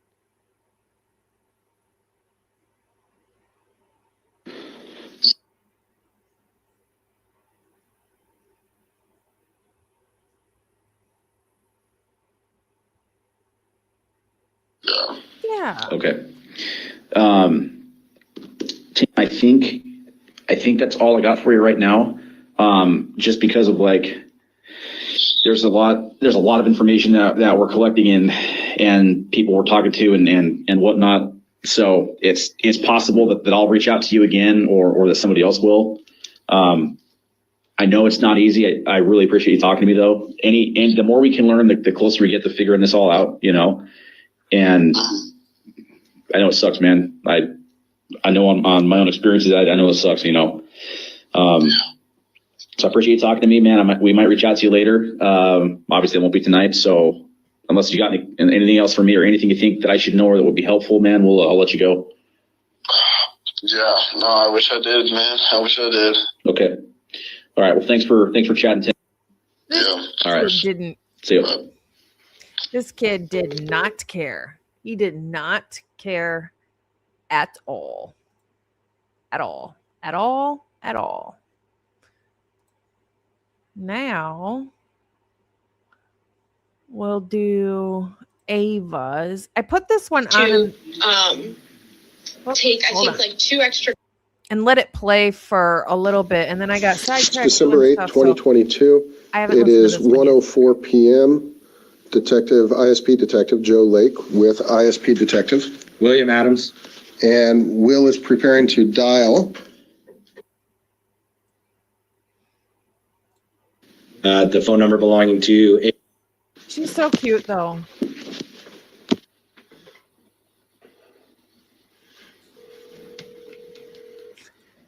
I was trying to take this off, and I can't. Hello? Hi, it's Detective Will Adams again. How are you? I'm good. How are you? Good. I bet it's way sunnier and brighter than it is up here. I have not even opened my window. Okay. Not gone Yes, I'm sure you're very right. Yeah. So I'm here with my partner, Detective Joe Lake, and like I told you yesterday, I think that was yesterday. Sorry, my days are running together. We wanted to call you back and kind of go over since you indicated that you were pretty close with both Xana and Kaylee. Mm-hmm. So we just wanted to go back and go over, your relationship with them, everything you knew about them, daily activities, social media stuff, whatever and then work. Just basically, as much as you know about their lives from your place in their lives, as much about them as we can get. Okay. So. Hi, this is Joe. Thank you for taking our call and spending time with us. We're gonna have a lot of questions for you, and if let us know when you respond to the question. How well that is ingrained, or even give examples. Feel free, because that just helps us to understand things better. So one thing that Will and I are working on is what's called victimology. It's the in-depth study of our victims and our survivors, for that matter, too. And we're just trying to understand them in depth. And it takes people such as yourself, that close friend, that. Just so you guys know, and I think I've told you this before, I have asked for her camera footage from her house. Don't know if she had some. Don't know if it was working. Actually, I'm pretty sure she did have a camera. Don't know if it was like recording or how hers worked, but I did ask for it. I have not gotten a response yet, though. It really helps us to understand who they are, which can help us better understand who did this to them. Yeah. Yep. Okay. All right. So I guess we'll start off. How well, and we're going to be talking about both Xana and Kaylee. So when we ask you a question, just so that we can kind of keep things straight over here, and then in your mind as best you can, like if we ask about family or friends, try to think of one person first and give us what you can on them, and then move to the next person. So does that make sense? Yes. So I'll say like, oh, Xana this or Kaylee that. So I'll make sure that I state their names prior to me explaining what I know. Perfect. So we'll kind of kick it off here. How much of the family members of those two did you know? For Kaylee's family members, I did not know really any of her family members. I just knew them through conversations with Kaylee. I know that her and she was really excited to tell me that. Other than that, I never got the chance to meet Keely's parents, Keely's sisters, anything like that. Whereas Xana's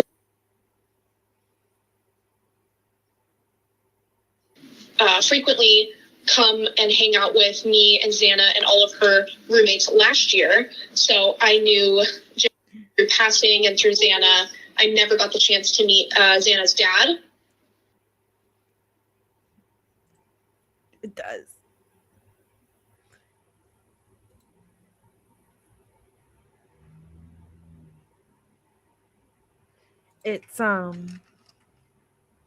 It's something cheap, I think, but it lasts forever. It's matte liquid lipstick. H-A-N-D-A-I-W-N. And then Probably Amazon.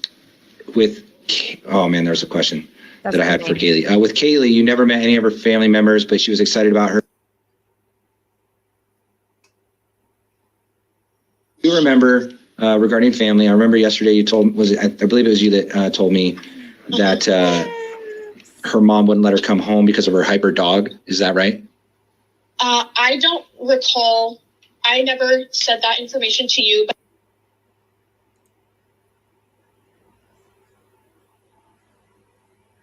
There are a lot of redacted. Ugh.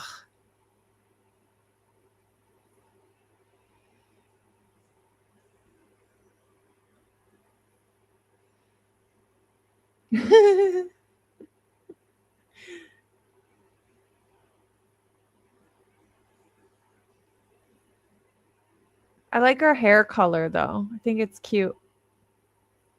Goes with her skin.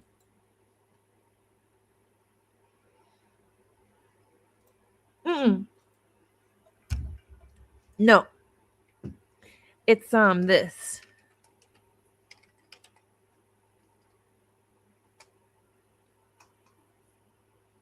I think if you put that, what I just put into chat, into maybe Amazon, it might come up.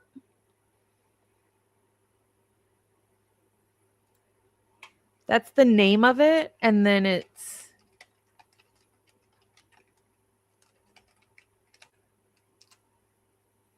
matte liquid lipstick. And I promise you it lasts 3 days. It'll stay on. I can't get this stuff off to save my life.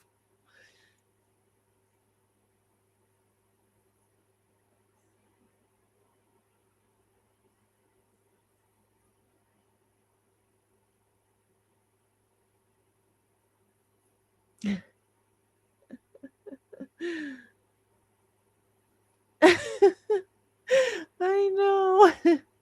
That's Okay. hilarious. That's okay. It's okay. Okay, sorry. If we pause and it gets quiet for a second, it's because we're trying to write down some notes. Yeah. No, it's okay. So I apologize. Being somebody in the room, I'm sure you talk on the phone quite a bit and try and take notes, but Oh, yes. so you know how it goes. Yeah. Are you going to? Didn't Christy say in one of her interviews that Kaylee had Murphy's kennel in the car? Makes me think she did have Murphy at their house. Yes, she did. And he was at their house because it was the day she bought her car or something, right? Remember, Christy said they went and got coffee. Or no, it was Friday morning, right? They went and got coffee. They came back. Christy said Kaylee put the kennel in the car. They came back from getting coffee, and then Kaylee went in and grabbed Murphy and put him in the kennel in the car. So Murphy was there on Friday at least for an hour or better. Okay. So I know, because I'm checking my notes now. I know we did talk about your most recent memory, I think, of Kaylee being sad, and that was in regards to the being left out of an incident. Can you go through that and then kind of go through any other anything else like that about both Xana and Kaylee? So Kaylee, we were supposed to go to a big normal. It was back in the spring. I believe it was sometime after March. So end of March, beginning of April. And this was when she was living at the Whites with Kate and the person who I was supposed to go to the formal with ended up taking someone else. And I was like, whatever, like, it is what it is. It's totally fine. And then I called Kaylee and I said, hey, are you still going? And she was like, no, like, I'm not going. And I was like, oh, okay, like, why not? And this wasn't until the next day that I got a chance to actually talk to her. So I went over to her house the next day, and the story that I got from her was she was getting ready in her room, and she asked Maddie to come over and help do her hair and makeup for her. And I think her was running a little bit behind or something, or called Kaylee and was like, are you ready to go? Like, me and your roommates are going to, I think it was Tim in Pullman. They were going to go have a few drinks at Tim before they went to the formal. And Kaylee, in typical fashion, was like, I'm not going to be ready. I don't even have my dress picked out. My hair is not done. My makeup's not done. So just forget it. Like, I'm not going. And her roommates were like, no, like, we'll wait for you. Like, how long are you going to be? And she's like, no, I don't know. Like, I don't know how long I'm going to be. So her roommates didn't wait for her, and they left. And I am not sure if John ended up going with the group to Pullman or if he stayed home. But I went over there the next day, and that's kind of the story that she told me. And she said that she was really upset for feeling left out and that they left without her and didn't wait for her. And I said, okay, well, you can't hole yourself up in your room for 24 hours and not talking to your roommates, not going to go make food. Like, that's not healthy. So I actually, what? I said, uh-huh. Oh, and so I took Kaylee out of her room and went and talked to one of her roommates. I'm best friends with Kaylee, have such a good relationship with her. And I said, Kaylee is the most reasonable person to talk to about this, and you need to express your feelings about this situation to your roommates and let them know that what they did was shady and hurt you. And she was like, no, I'm not good at confrontation. Like, I don't want to like rock the boat or anything. And I was like, well, you're going to, like, you're going to express your feelings. So when we were talking to Kate, I told Kaylee, I said, you just need to be completely honest, and you need to let them know that them leaving you at the house really hurt you. You didn't get to go to the formal. You wish that the communication was a little bit better as to what time they were leaving, what they were doing. And Kate explained that this was kind of spur of the moment where they were like, all right, let's get a group together and go to Pullman, go to Timber. And I just don't think that they were necessarily taking anybody else into consideration but themselves, right. Which is, it's very common when you're a 21-year-old female. You really are sometimes in a situation where you are only looking out for yourself and wanting to do things for yourself and not really thinking about other people. So in this situation, it wasn't necessarily malicious, and the intent wasn't ill and to purposely hurt Kaylee or to leave her out. I just think that that whole situation kind of got blown out of proportion. Okay, and that's the last time you saw her, or the last kind of interaction you had with her, that where you saw kind of how she handled a stressful confrontational situation? Yeah, I would, yes. That was the last time that I ever saw her upset about something. And then the other like conversations we kept in touch this summer, she called me. It was in June, and she said, I want you to come to my birthday. Like, is there any way you can get back to Idaho? And I love you. I miss you. I can't wait to see you when we go back to school. So we kept in touch, brief phone calls here and there, just checking in on one another over summer. And she never had said anything bad this summer. She said she was happy. She was living life. And when we got to school, I saw her before the semester started. I went over to her house. And it was Kaylee and Xana that were home, and she asked me, come with me to go get a tattoo. And I said, I would love to. So me, Kaylee, and Xana went to a tattoo shop in Moscow and got a tattoo. And do you remember which shop that was? I don't, but I know the name of the person who gave Kaylee her tattoo. Her name.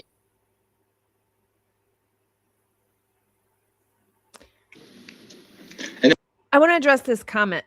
So Kaylee's door was actually open because for a second, a while ago, I had thought that maybe it was closed as well. But if you think about it, if Kaylee's door was closed, that would mean that either Dylan closed it behind Murphy or the perpetrators closed it behind Murphy. And I think for me, that would be a big deal. Locking Murphy in the room.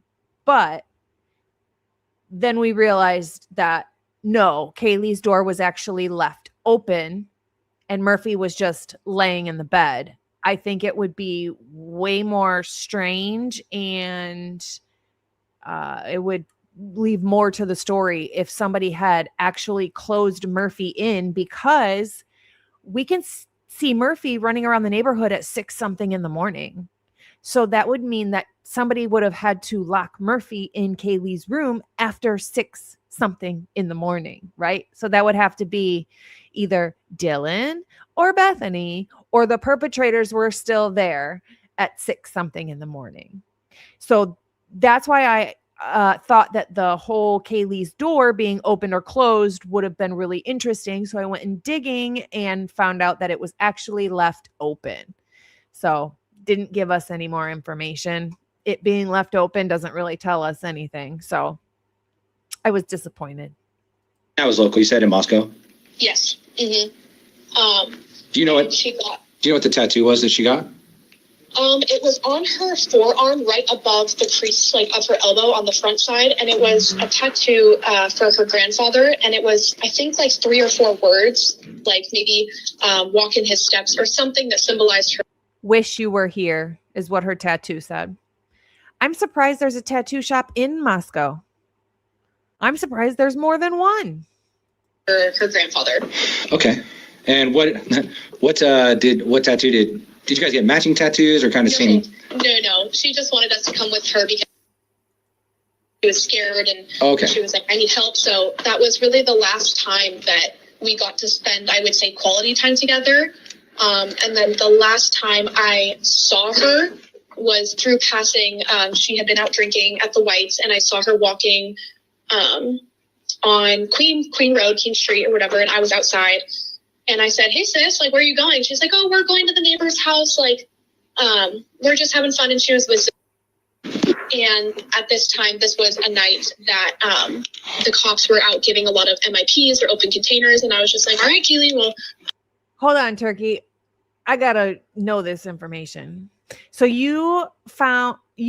okay, I'm helping a friend get joint custody of his little boys. Today, he found a $25,000 check that his ex wrote to the guy she was having an affair with and now is married to. Can he cash the check and get the money? Or, like, was it? Oh, proof. Interesting. Aw, good for him then. I don't like cheaters. I know that you are 21, but you still need to be cautious about an open container. So maybe you should not just be holding an open White Claw walking the street. And she's like, no, I'll be good. And continued on with her way. And I think that was one of the last encounters that I had with Kaylee. And that was probably in October. Okay. Whereas Xana, she was a happy tea 24/7. There was never a time where I saw Xana upset or having issues with someone. I mean, there was probably little things where, please excuse my language, but Xana would be like, oh, she's a fucking bitch. But then the next day, they're best friends. Like, that's just typical girl behavior. Sure. Other than that, it was just, there was never anything off about Xana. There was never anything that made me question, like, oh, is Xana doing something sneaky? Is she doing something that she shouldn't be doing? Never. Which is strange because Xana is the one who has a desk full of remnants of drugs on it. So that's kind of weird that she says that. I'm sure Xana had friends that she could use with and let them know that she uses whatever. And I'm sure she had friends that she didn't want them to know. Never. And Xana was a wild card as well. She did like to party. Okay. She did like to drink at her house. She was always looking for something to do to keep her occupied. And last year when I can't exactly recall the address of it, but it is the blue house that shares the driveway with the house that has the porch, that's where Xana lived last year. Okay. Yeah, I know what you're talking about. She moved one house over, but like I said yesterday, I spent every waking second of my life over there last year, from sunrise. No, there's Murphy's footprints are on the floor in Maddie's room. There's Murphy footprints. Now, I don't know if they're bloody footprints or if they're like condensation type footprints where like his feet were wet from running around outside up until 6 something in the morning. But there are footprints in Maddie's room. They're light, but you can see them if you zoom in for sure. I thought they had like a tint of little bit of reddish pink to them. So I thought that there was blood on them, but obviously it could be the angle or the floor or, you know, whatever. So you'll have to go look. You can see them. They're there. Sundown, I would go over there and wake Xana up for school, to movie nights together, to just simply drinking at her house because that was also another party house. They like to have parties and have people over, and there was never anything that I had to really question about Xana. Okay. Aww, and cool. while you've known them, there was no like, well, talking about Xana for now, did she ever confide anything in you? Any relationship problems? Any, boy stuff? She would confide in me. So Ethan was her first boy. She never had boyfriends or anything like that. So Ethan was the first person that she was able to open up her heart to. And I remember the day that we were sitting in her bed and she told me, I said, so what's going on? And I said, I heard you hooked up with and she was like, yeah, I did. And I said, well, tell me who. And she said, Ethan. And I was like, oh, you guys were best friends before. I knew that there was some sort of chemistry there, but sure. She would always talk so highly about Ethan. And I remember the day when she told me that she was dating Ethan. And she was like, yeah, it's kind of on the down low right now. We just started dating, but I really like him. He's so sweet to me. We get along. I mean, they were the same person, to a T. Okay. So that was the only person she had ever dated and loved. And it was very easy. It came really easy to them. Okay. And no, as far as you know, was there any, did he ever cheat on her? Did she ever? So yeah. Could that have been before and then the door shut after so he couldn't go back into the room? Yeah, I think honestly when either cleaning up or whatever, but I think it was either then when the cleanup was happening that the door was pulled. I don't think it was all the way shut, but it was pulled somewhat shut. So that would have had to have been after Murphy had already gone in there, right? Because Murphy can't pull the door partly shut. And I would think it was either cleanup time or when Hunter and Dylan went upstairs, or when Dylan went upstairs at 5 something in the morning when she took the 2 flights of stairs. She could have pulled it partly shut, or Hunter could have, because I personally think he did go up to the 3rd floor. So someone pulled it as they walked away, I believe. Cheat on him, slip up, anything like that? Nope, not to my knowledge, no. Okay. How about Kaylee? Same thing. I know you talked about her. Mm-hmm. Did she ever confide to you in boy stuff? Anything?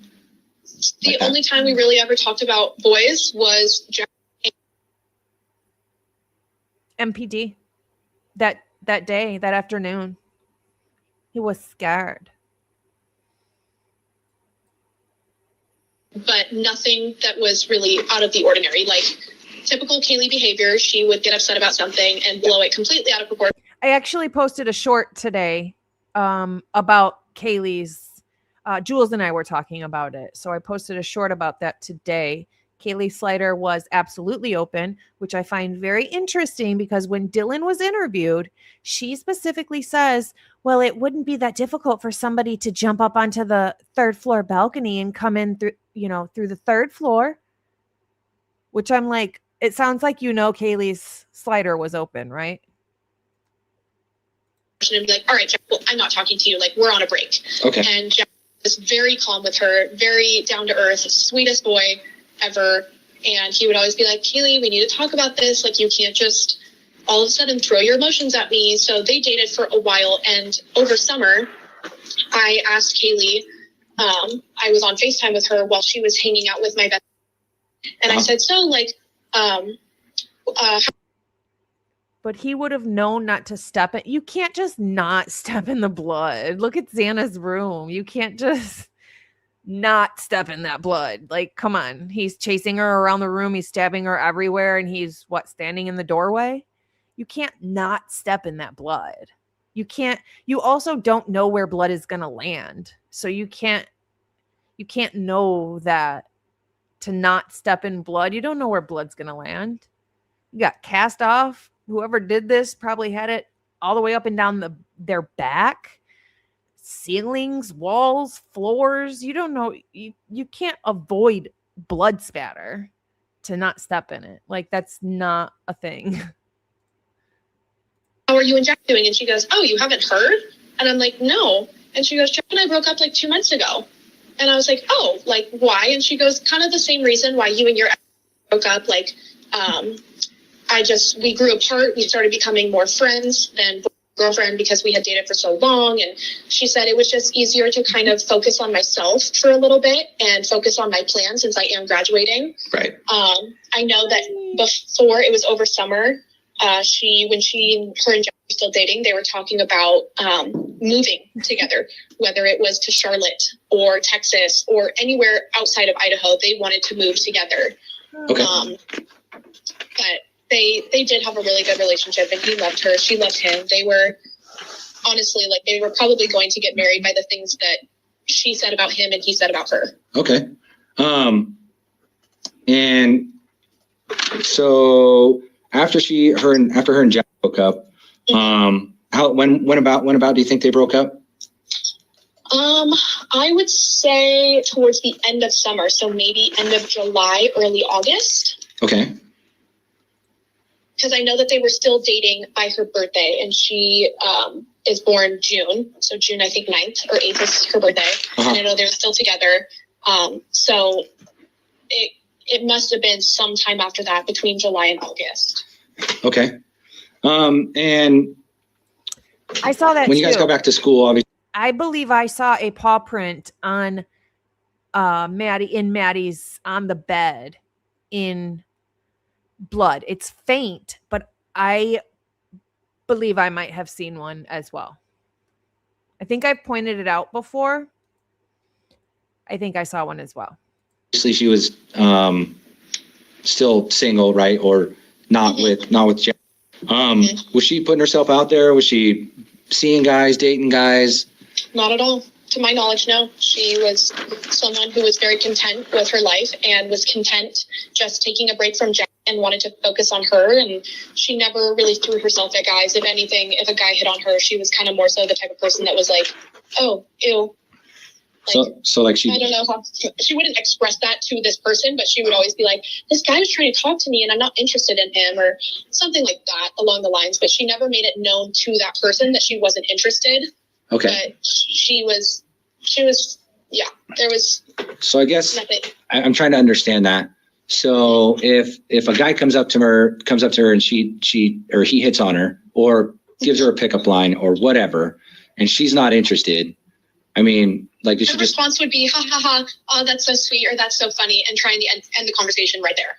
Okay, but she just wouldn't be like, ew, no, and then walk away. Like, no, that is not Kaylee. No. Okay. Here's what's such a big deal to me, though, is they found blood in Brian Koberger's car. The prosecution found blood in Brian Koberger's car. The prosecution did not test it. The defense took it and tested it, and it was Brian Koberger's own blood. So you cannot clean victim's blood out of your car and just leave your own behind. Like, impossible. That's not possible. And also, don't you think if the prosecution really thought Brian Koberger was their guy, they would have been like, hell yeah, we got blood in his car. We're testing it. We know that's the victim's blood.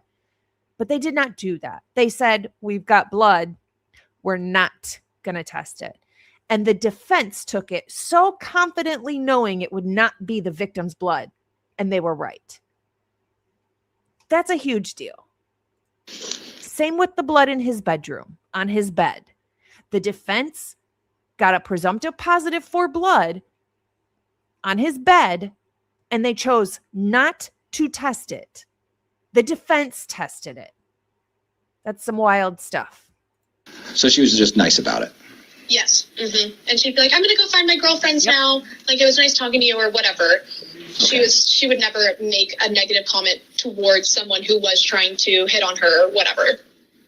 Okay. Okay. And then obviously Xana didn't have any of that because her and Ethan were yes. Were together. Correct. And as far as you know, very well, very much committed to each other. Yes. Okay. Do you know what major either of them were going towards? So Kaylee was actually supposed to be an elementary teacher. Like, we were in the same college together. We took the same classes as one another. So she was working towards an elementary degree. However, she not necessarily changed her major last second, but she didn't want to do student teaching, which requires you to be in a classroom from 8 in the morning until 4 o'clock in the afternoon. So she decided to take, I think, like 2 extra classes to just fulfill her general education and get a basic degree. And I think like general education or something like that. Okay. I know that she passed her praxis, which is the... I'm going to let it play for a second. I have to potty. Give me 2 seconds. State test to get your credentials to teach in Idaho. So she was on the right track doing everything. She just was like, you know what? I don't want to student teach and I just want to get my degree. And I have my credentials. So if I end up wanting to teach later on in life, I want to do that. She was never really interested in teaching, but that was the major that she picked up on because she prefaced that she wanted to do something within law. I think she wanted to be like criminal justice or be an attorney or do something like that later on in life. Okay. Where did she do her student teaching at? So she never got to student teach, but she did have to do practicum hours. Is that what you're... Yes, I'm sorry. Yes, practicum. I know that I think she had this one teacher that she made mention to me about, which I'm sure you guys have already gotten information about. It was a male teacher. And I'm not sure if it was at or it might have been I think it was and she had a male teacher that she professed was maybe a little bit creepy. He asked her to stay extra hours or after school. And since Kaylee isn't the type of person who's confrontational, she would just be like, okay, yeah, sure, that works. He did ask her one time to go out to coffee, and she was telling me this because I told her, I said, you need to email and the placement coordinators and let them know that this kind of behavior is not okay coming from a teacher. This girl talks a lot. And why did they redact the word elementary? So he asked her one day to go out to coffee during their like lunch break or something. And Kaylee was like, okay, yeah, sure. It's like, I'm going to drive separately. And she had made a plan that her boyfriend at the time would be at the coffee shop with her roommates to make her feel more comfortable and just kind of being there watching, but not having this person not realize that they are friends. Right. And Kaylee was like, yeah, I'm going to drive my car. And he goes, well, my truck is right here. Like, let's just go. And Kaylee's not the type of person to say no. So she was like, okay, yeah, sure. And they were supposed to go sit down and have coffee together. And I don't know if it was at Starbucks or a local coffee shop in Moscow, but I know that they didn't have enough time. So she said, we just simply got coffee and went back to the school.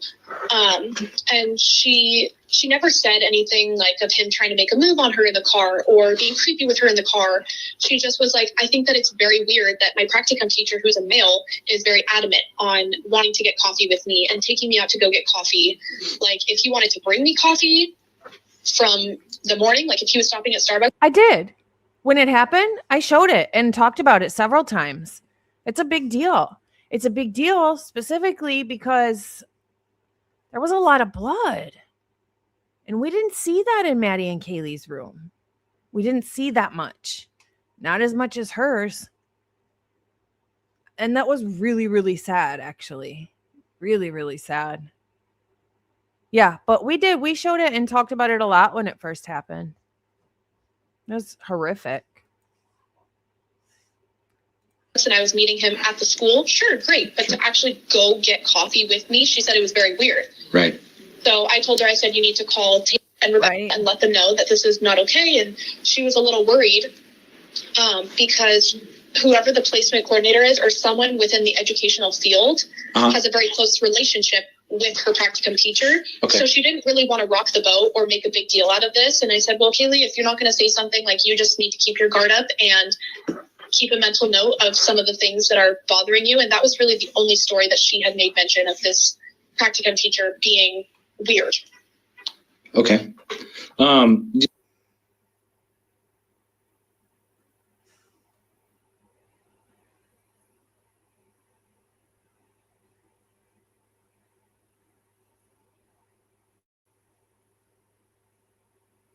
Yeah, I don't really understand the term pro burger, to be honest, because I think I can speak for a lot of us when I say that our focus isn't necessarily on Brian Koberger. Our focus is, I'm not saying it's not. I'm just saying that I think our main focus is the truth for the victims. It's not necessarily, the focus isn't necessarily on Brian Koberger himself. It's just the facts in the documents don't add up to being him at all. But the focus is for the truth for the victims. That's the main focus. So I think I'm not sure why a lot of guilters, I guess, don't understand that. It's, I mean, like, people say, why don't you marry him? Like, what? You sound like a toddler. And then do you know what Xana's major was? I believe Xana's major was marketing. Okay. I know that some of the classes when I would go over there, right, some of the classes that she was taking was like learning how to do like an Excel sheet or something like that. And she would always ask me for help. And I'm like, sis, I don't know how to do Excel stuff. Like, I cannot help you. But she was always working on homework. And she was the type of person very different from me. If there was an assignment due at midnight that day, she would start working on it at 11 o'clock at night and somehow get it done. Whereas me, I turned in assignments 3 months prior. Okay. Dang, 3 months early? Yeah, I'm a go-getter student for sure. It sounds like it. Dang. Yes. I like to get my things done. When I was in college, I was a last minute kind of guy. So. Oh, that was Kaylee as well. Kaylee would. Hey, Steven. This cop says, dang, you sound like you get stuff done. Like, yeah, exactly.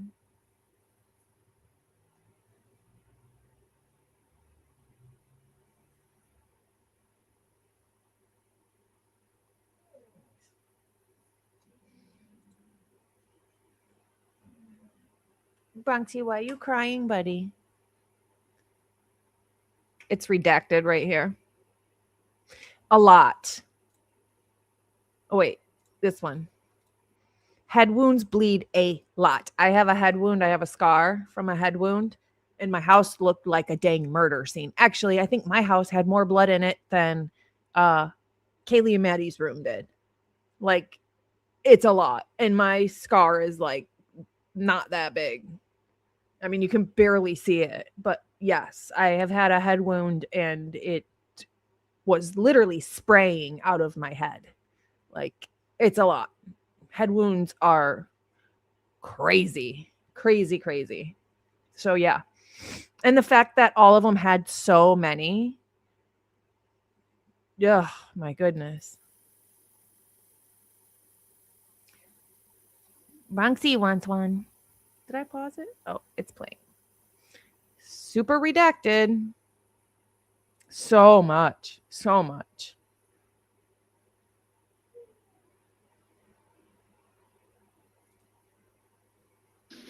Okay.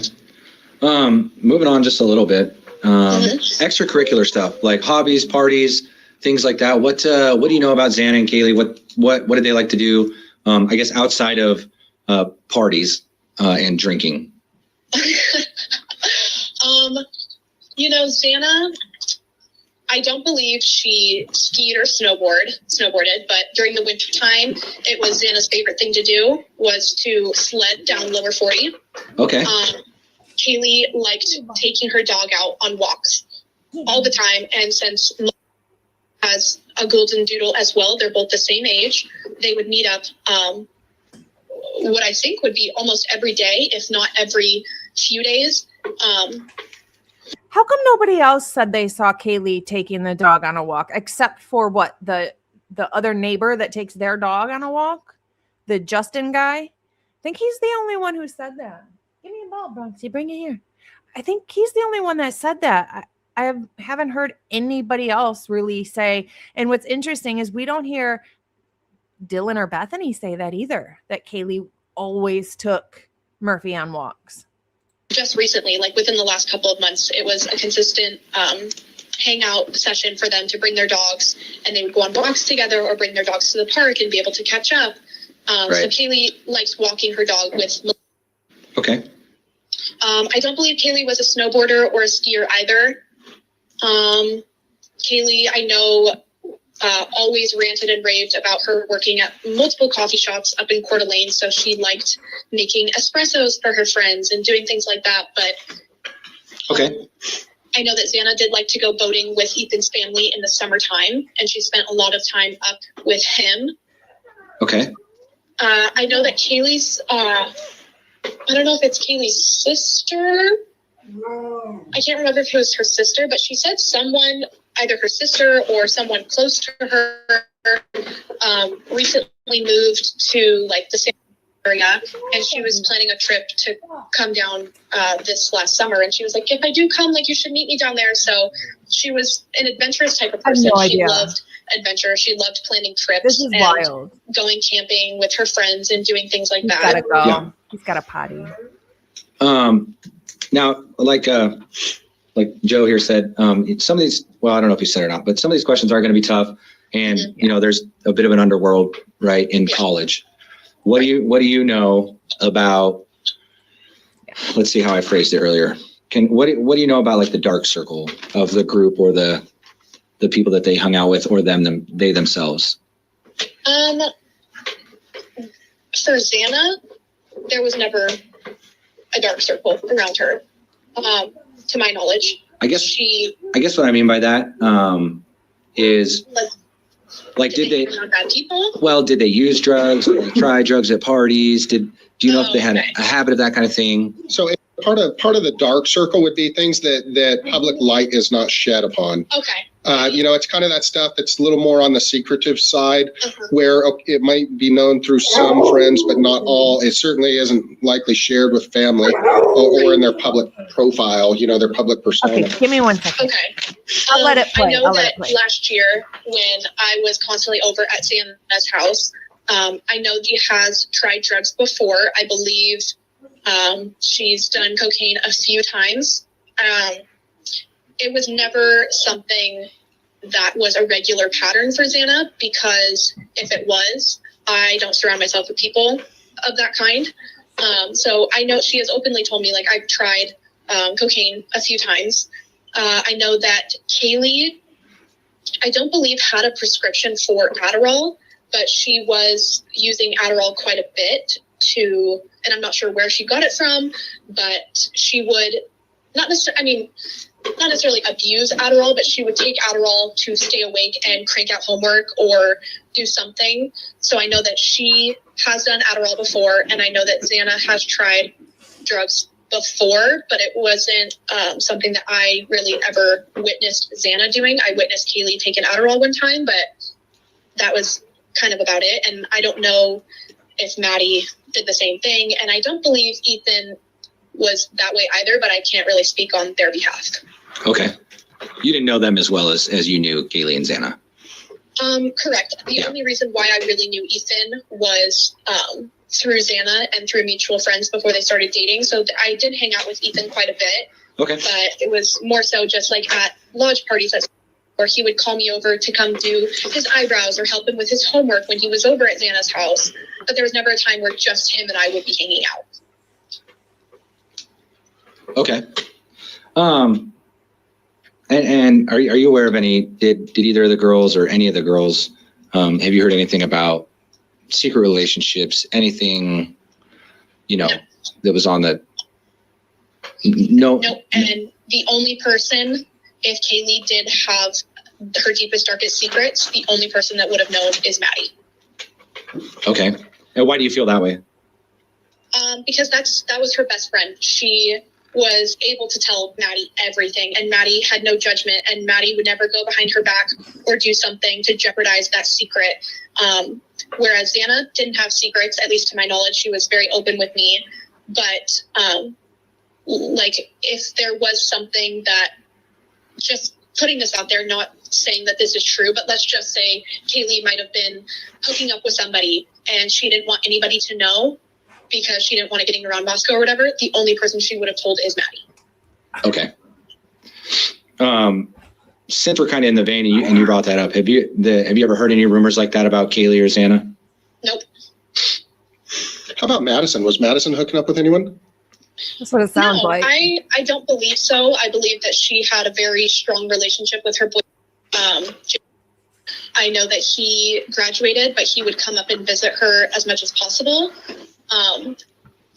But nothing to where a relationship aspect or anything that would be like a red flag that stood out to me for any kind of relationship wise is not in my knowledge. Okay.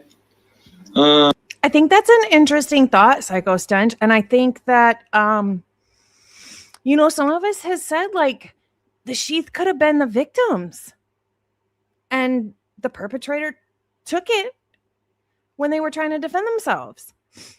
I don't know. It's very possible. Very, very possible. And I'm glad you said this. I know that somebody did, I can't remember who it was, did an episode like, matching Dylan's drawings to the wounds, but we had already done that like a month prior. So I fully think that Dylan's drawings definitely match a lot of the wounds, and that's weird. That's really weird. There's too many coincidences for me to say it's a coincidence, right? Like, yeah, there's a lot of them that match her drawings. So you haven't really heard anything right. negative or bad, and what I mean, and nothing. I was like, we I already guess did that nothing gossip worthy. No. Okay. Go ahead. I was just going to go into social media, but if you're good. Yeah, that's where I was going to go next. Oh. Yeah.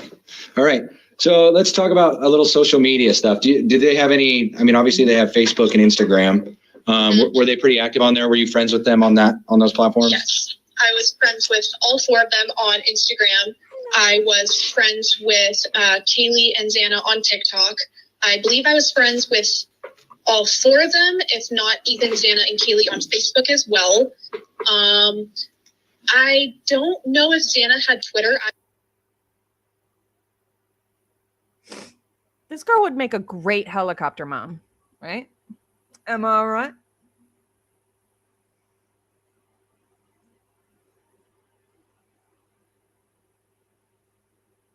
Yes. Okay. Mm-hmm. Snapchat. I was friends with Kaylee, Xana, and Ethan on Snapchat. I did not have Maddie on Snapchat. Okay. Let's talk about Snap real quick. Is that the main form of communication up here? Would you say? I would say so. Nope. Yeah. Okay. And oftentimes it's group text, individual text, both. All of the above. Yep. You Okay. can send pictures. You can send text messages. I am familiar with Snapchat. I'm only 36. So. What's interesting, so Tiger Up says, I think the dog that started barking was the Moyes dog. It was also one of the Moyes that came up with the time of 4:17 of the barking dogs, plus or minus 45 minutes. So suspicious, in my opinion. What's interesting is we know that the Moyes had cameras at their house, whether it was 1 or 5. I have no idea. We know they had at least one camera at their house. I FOIA'd the Moyes camera probably, I don't know, well over 6 months ago. And that was one of my FOIAs that was completely ignored. And we know that they have camera. I mean, I don't understand why if we can get Eric Gower's Ring camera from his house, why can't we get the Moyes? It would make more sense to get the Moyes camera footage, unless they never provided it, or maybe it was in the broken fridge, right? I'm the old one, and yeah, I'm not familiar with it, so I appreciate the insight. So, yes. So, okay. And then, so on the group chats, like, I assume that you guys are using that for communication, like A, for fun stuff, but B, for like party invites, things like that, or basically setting up events. Now, I know that on Snap, you can set retention of text and photos and things like that, or you can tap and save them. Commonly on your group texts, how long would the messages be in the thread before they disappeared? 24 hours. Okay. I'm trying to look and see if there was any kind of groups. So there was a group chat that I was in with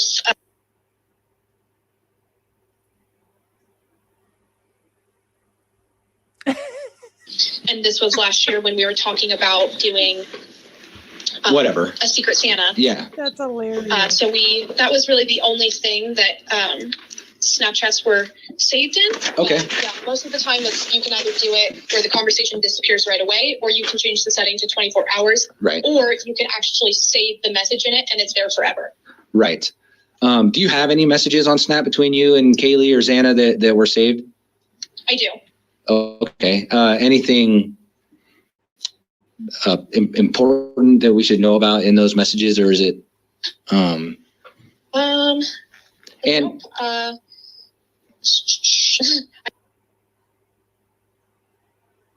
Yes.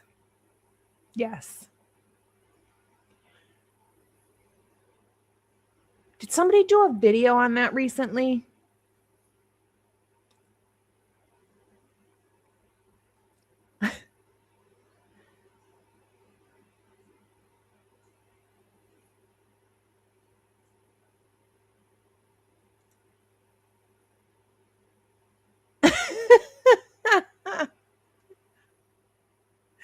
Just a little bit. Just a little bit.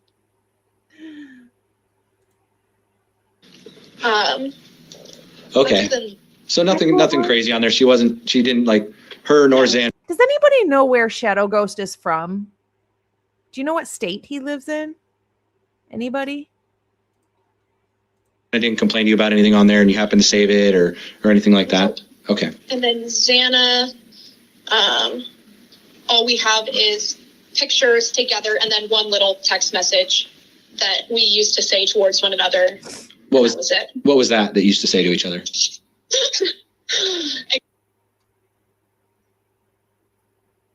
Is it New Jersey?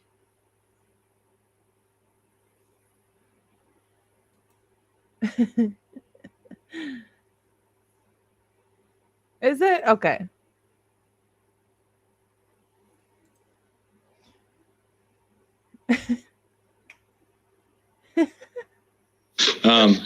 So, okay. Well, I appreciate you going through those. Yeah. So. That was on Snapchat. I haven't checked DMs on Instagram. I mean, I'm sure Xana and I have. That's okay. That's okay for now. If you want to go look at those later and see if there's anything that you think is important, then when you get back to town in January, we can meet up and get that from you.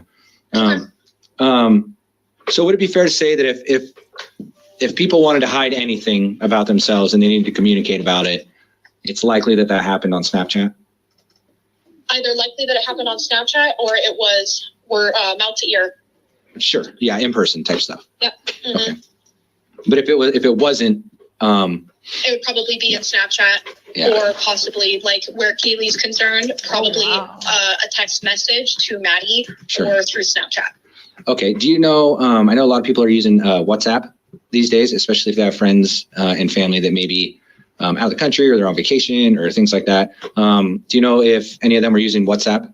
I don't even know what WhatsApp is. Well, that makes me feel good. I don't know what that is. So It's kind of No, yeah, I have. So I heard people saying recently that Shadow Ghost has 200 terabytes on this case or something like that. And I'm pretty sure what he means is of his own content, not that he's acquired FOIAs or anything like that on this case. He doesn't have case documents. I think he has a bunch of terabytes or whatever he said it was of his own Idaho content that he's made, not from Idaho itself.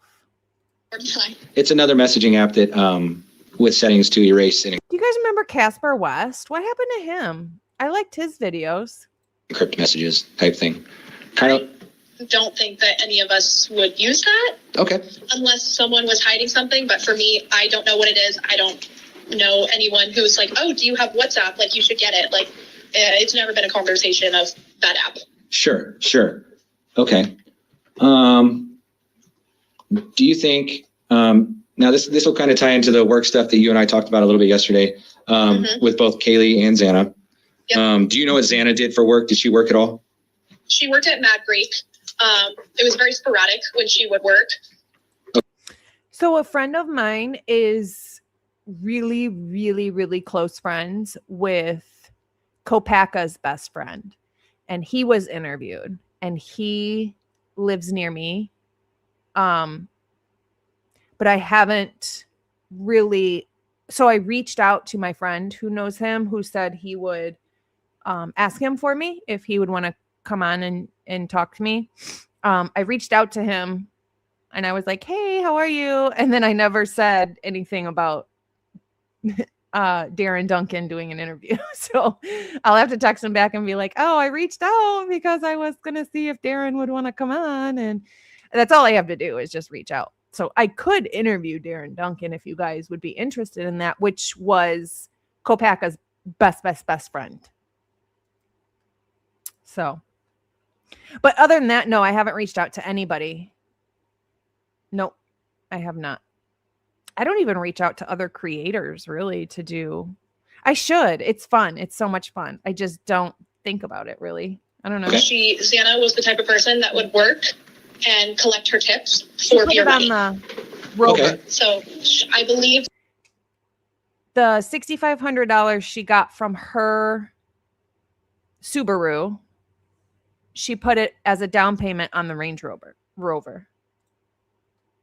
That she only had to work for her spending money because she never really made mention about, oh, I'm in financial debt, like I can't afford school or I can't do this. So I think that her dad paid for schooling or whether it was student loans or something, but the only time she ever needed to work was for her spending money. Okay, for that dispensable income. Mm-hmm. Okay. And then Kaylee, I know that she worked with me as a nanny for the young. To get extra money. Anytime there was a nannying job open or something, Kaylee was always the first one to be like, me, like send them my information. I'd love to nanny. Okay. Until she got this internship over the summertime. And I know she had to juggle her schedule with the young babysitting and this internship. Okay. Going on to the nanny stuff, because I also know that you work for, on the nanny stuff, what was the rate? Like how much did you guys make doing that? We got $15 an hour. $15 an hour? Mm-hmm. That's it. Wow. When you mentioned you saw Ethan show up on Linda Lane at 12:27 a.m., where did you get that info? So there's a video. On Linda Lane, and a car pulls up at 12:26, and three guys and a girl get out of the vehicle. One male gets out first and walks up to the apartments at Linda Lane with like on his phone and his face kind of down so you can't really see who he is. And then there's two other males that walk up behind him with a girl next to them. And it looks to be Ethan at 12:27 walking up to Linda Lane. So if you just look up Linda Lane video 1320 Linda Lane at 12 a.m. and then scroll over to 1226. You should be able to see it. You tell me if you think that's Ethan or not. Some people think it is. Some people think it's not.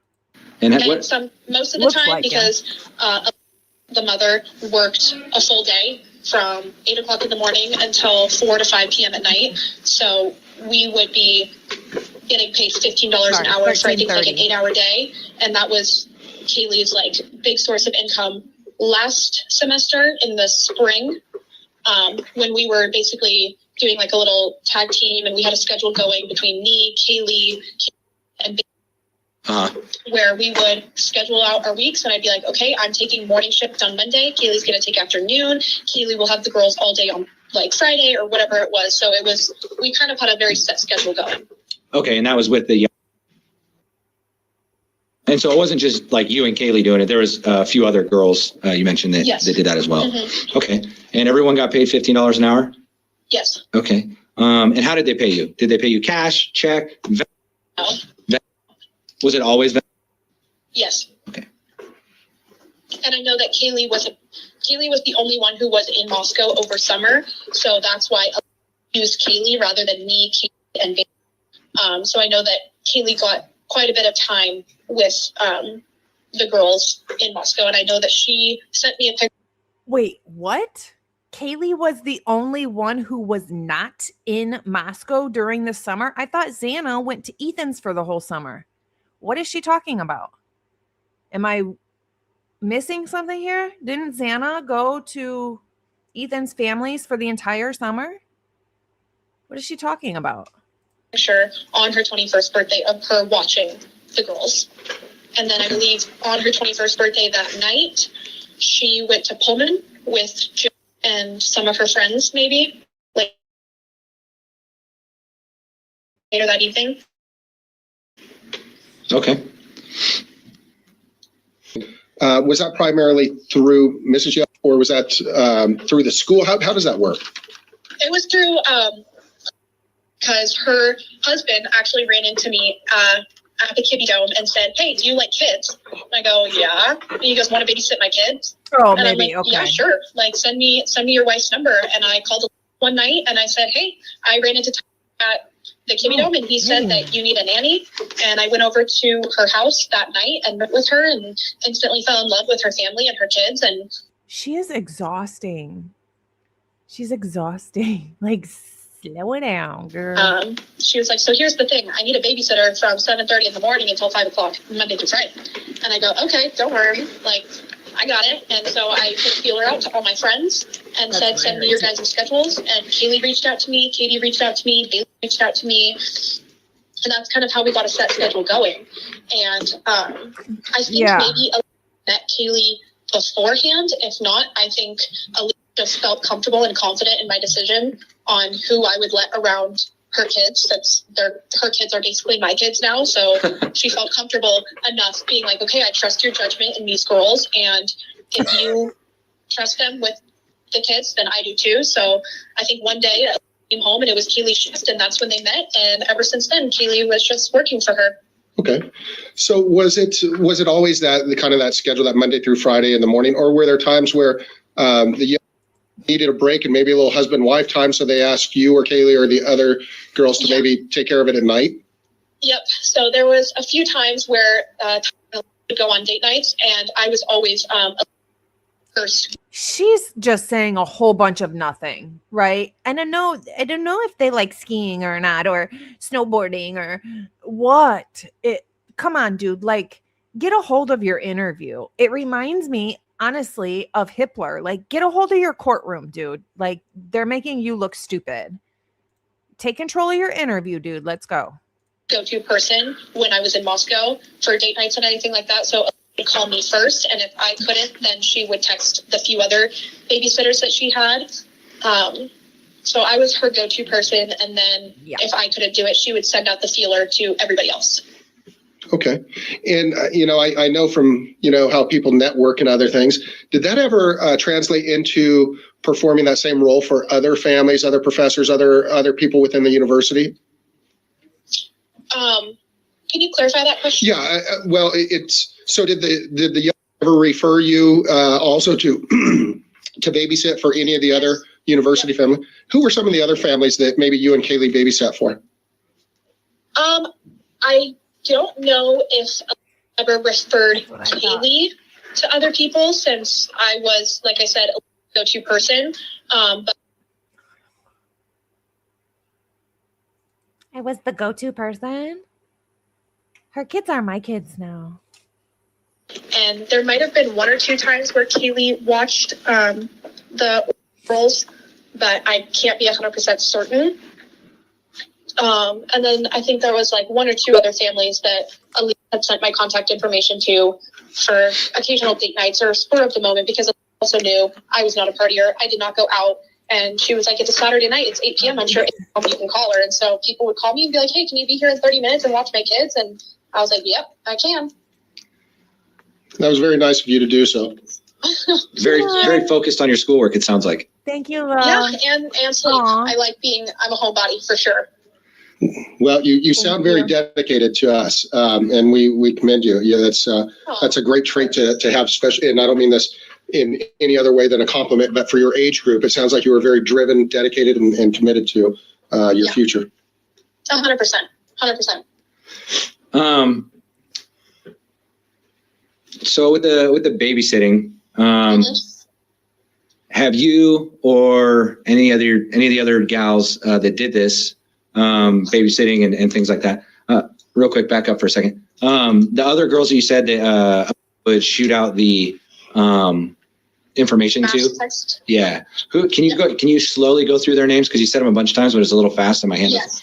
So there was 4 main people. So me and Kaylee, and then there. At this point, I think it's babysitting. I don't know. Holy cow. And that was also Kaylee's roommate last year, living at the Whites. Okay. And who is the other girl? There's.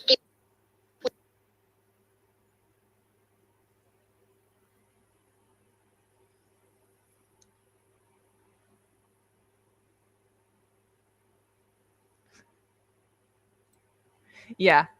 Education. Because her and Kaylee were doing the same thing. And then Kaylee apparently didn't want to do the 7 to 4 classroom hours. And how often, like, since you guys are kind of all doing this nannying thing, or babysitting, nannying, whichever one you want to call it, back to the pay, $15 an hour, paid by event, but basically all under the table, right? Like no formal. There was no like hiring agency that you guys went through. It was all kind of just, hire a young gal to watch the kids and, Yep, under the table. Cool, perfect. I mean, that's. That's really, babysitting is not under the table.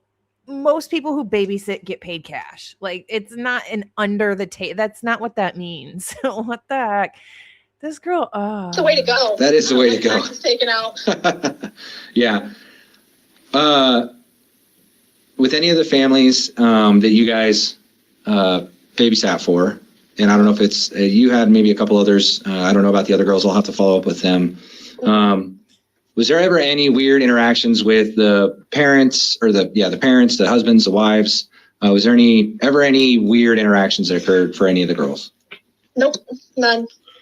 Okay, and more specifically, was there ever any sexual innuendo or any type of alluding to participation in sex acts or anything of that nature?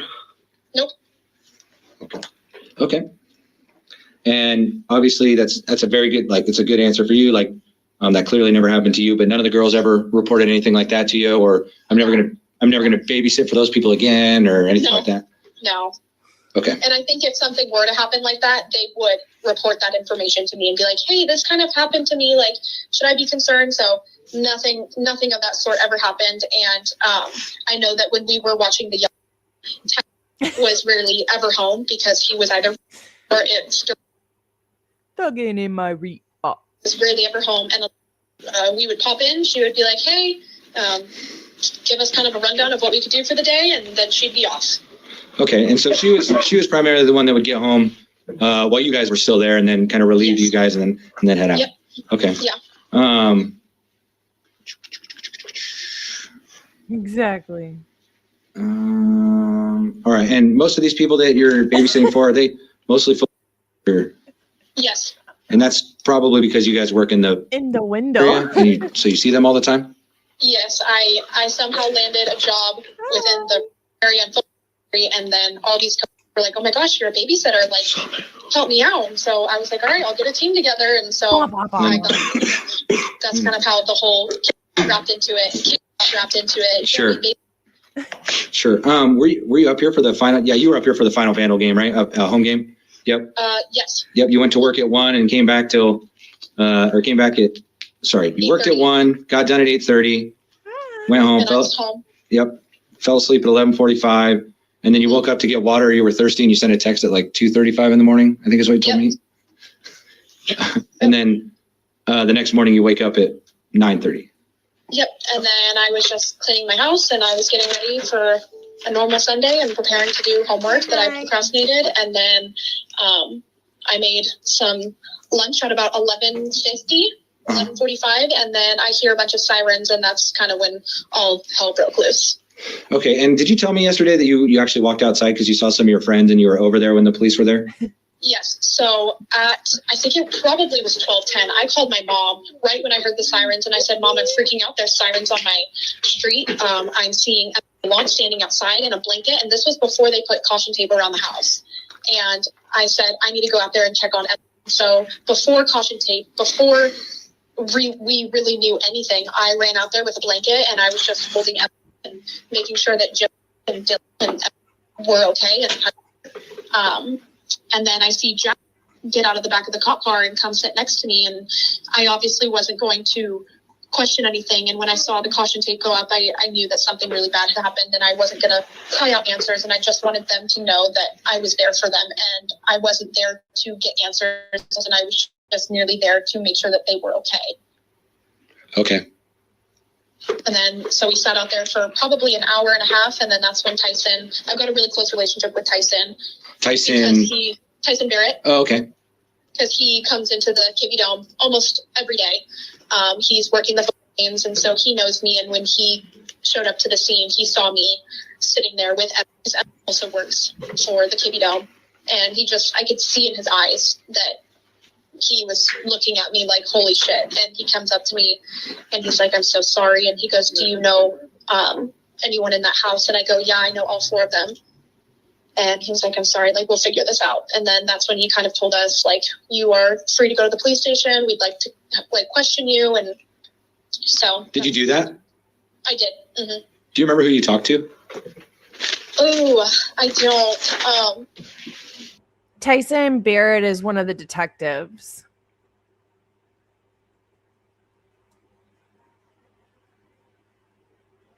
Right? Or cops, one of the detectives. I don't. And I don't want to, what's the word? Assume? No, body type, like image, like describe someone. But he was, I think, bald and on the bigger side. When you say bigger, like hefty, physically built, like, or like fat. You can say fat. Fat's okay when referencing. Probably a little bit fat and round. Okay. And I believe he was with Moscow PD. Was he in uniform or was he wearing like plain clothes? He was in uniform. Okay. And I know that in his office, he had a camera set up recording our conversation. So if you wanted to go back and find my interview. About what time was that on? And was that on Sunday or Monday? This was on Sunday. Okay. And I have the text messages between my mom, but I believe I got pulled into the police station around 2:00. Okay. And was released around 4. Did you get pulled in or did they ask you to come in? They asked me to come in and I asked Tyson, I said, do I need to go to the police station? And he said, unfortunately, yes, because you were on scene. Like, we just want to know what you know about this. And I said, okay, like, I'm willing to come give any kind of information that I know about this. And so, yeah, I drove Jeff and I to the police station. Decor. Okay. Okay. What else you got? Tell me a little bit about the position or the position you have. What are you doing? What you got?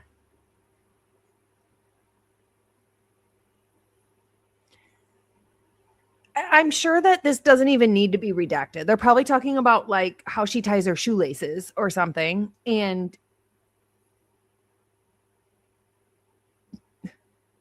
she has no information.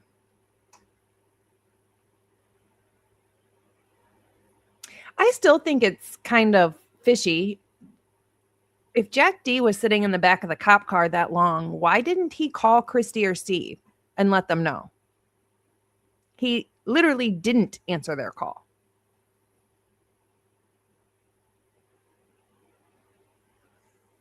No, she's not Jack D's girlfriend.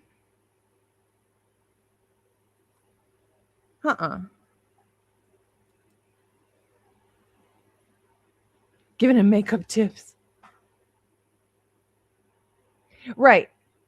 Literally, she has said more than anybody, not one thing is relevant.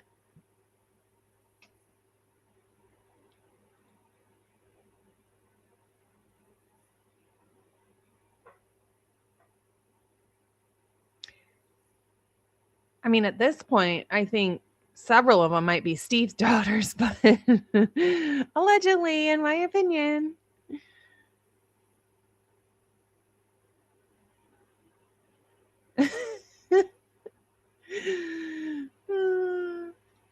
Yeah, and then a little fat and round, fat ass. Oh my goodness.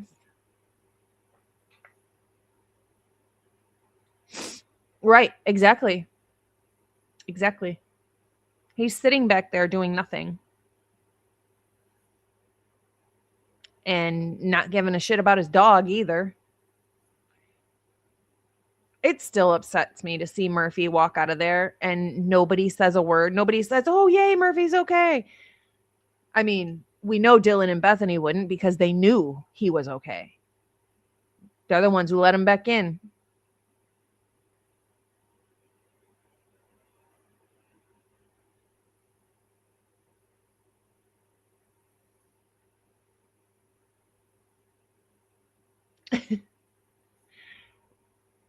There's this much redacted. There is no way she's saying anything of any relevance to be redacted this much. It's a nice little break from her, though. My goodness, could you imagine? Like, I could not. I would have to take regular naps.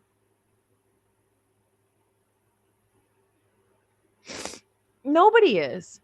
There's one girl, and it was that Kaylee girl with the cowboy hat.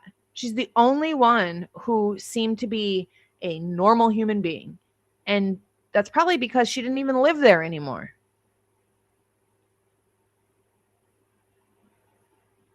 Ew. I would reach into somebody's mouth and take their gum and throw it away.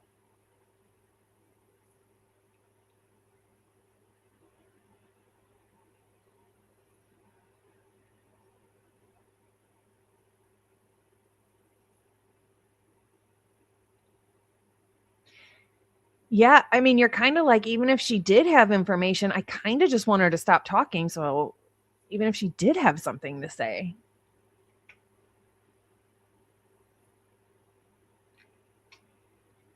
I mean, at this point, I feel like we can definitively say, we know that people know. We know that these kids, Sigma Chi, young adults, DTDs, we know that they know. And that's why nobody's talking. I think someday somebody's going to talk. Something's going to happen, and somebody's going to do a sit down, tell all. Something.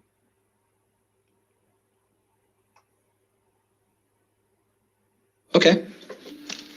Sounds like a lot. I hope they pay you well. They're talking about our job and they had it redacted. Ugh.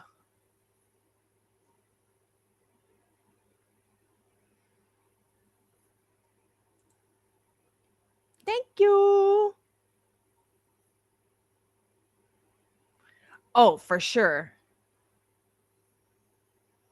Yeah, it sounds like great experience, Ava. It truly does. Anything else? I think we're good. We've got Ava, we've got a couple more questions, and we like to do these in person, but you're down there and we're up here in Moscow right now, camped out at the police department. I don't know if Will and I both didn't. We're both with the Idaho State Police. We're both detectives with the Idaho State Police. So yeah. But when it comes down to the totality of this and your knowledge and your friendships with these people, who would do this to them? Honestly, I didn't expect anything like this to happen, especially in Moscow. Who does, though? I know I'm not one to judge, and I believe everyone's innocent until proven guilty.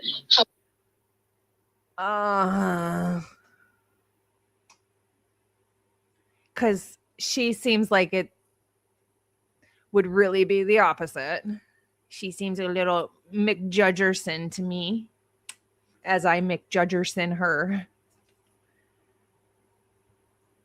I believe everybody's innocent until proven guilty. It'd be the first juror member. Guilty. We haven't started the trial, ma'am. Oh, oops.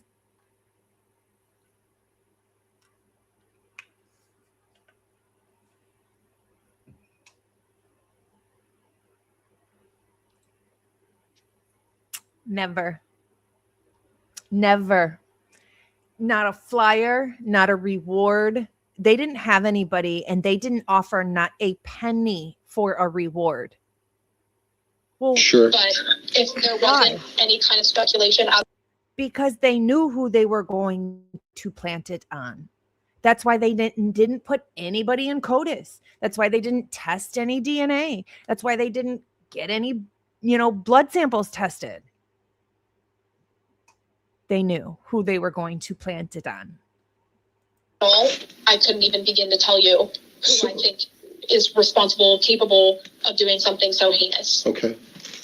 I want to make sure that the record is partially corrected, because the family has actually been very cooperative, but Jeff has volunteered and submitted his DNA fingerprints and been cooperative. He is actually not in. We generally don't feed any information back, but this is public knowledge that a lot of news outlets have ignored.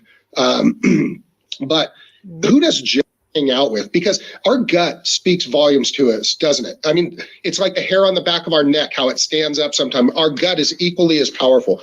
So you may be onto something there, but maybe it's not Jeff. So who else does he associate with that could also possibly have a connection to these victims? And maybe. Is she saying Jack like Jack D or Jack Showalter? Do we know what Jack she's talking about? She obviously said that she thinks Jack had something to do with it. Be the responsible party for taking their lives in this horrific crime. I don't know. I have no idea. I just know from people and information that I believe he lived at the, which is the apartment complex right next to both Kaylee, Xana, and I's house, because I live right across the street from them. Other than that, I have never personally met Jack before, so I'm not 100% sure who his friend group is, what he even does, what he's studying. Like, I don't even know if he's even a current student. So it's hard to be able to tell who he associates with, rather than if she thinks Jack DeCour did this. That's what she just said. She thinks Jack D did this. You were to ask me about the band, I know all of the band. I know all of those boys. I know Jack. I know exactly who he's best friends with and whatnot. So it's hard to be able to give information about Jack. Okay. Anything else, Joe, on that? Yep. No. In your sorority, I think you told us that earlier. Do you guys go by?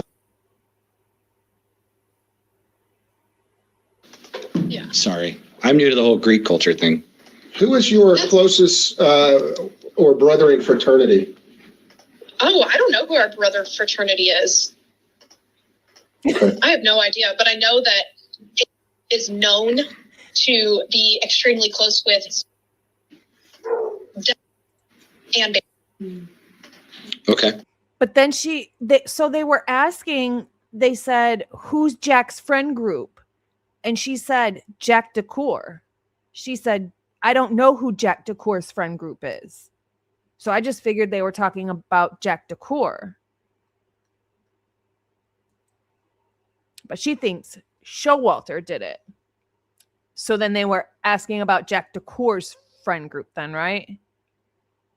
Now I'm confused. Because first they asked, never mind. We'll just keep going. those are kind of the three top houses that we like to associate with. Okay. And I think the last follow-up question I have is, so I'm sure you've been following in the news and on Facebook the case a little bit. I try to stay off social media quite a bit just because there are a lot of speculations and a lot of rumors, and I don't want it to be a constant reminder while I'm trying to still process everything. Sure. But I know a little bit. Sure. So, and I'm sure you saw the information that we put out about a vehicle. Yes. Do you know anyone, or aside from what you may have seen on social media, do you know anybody that drives a car like that? I do not.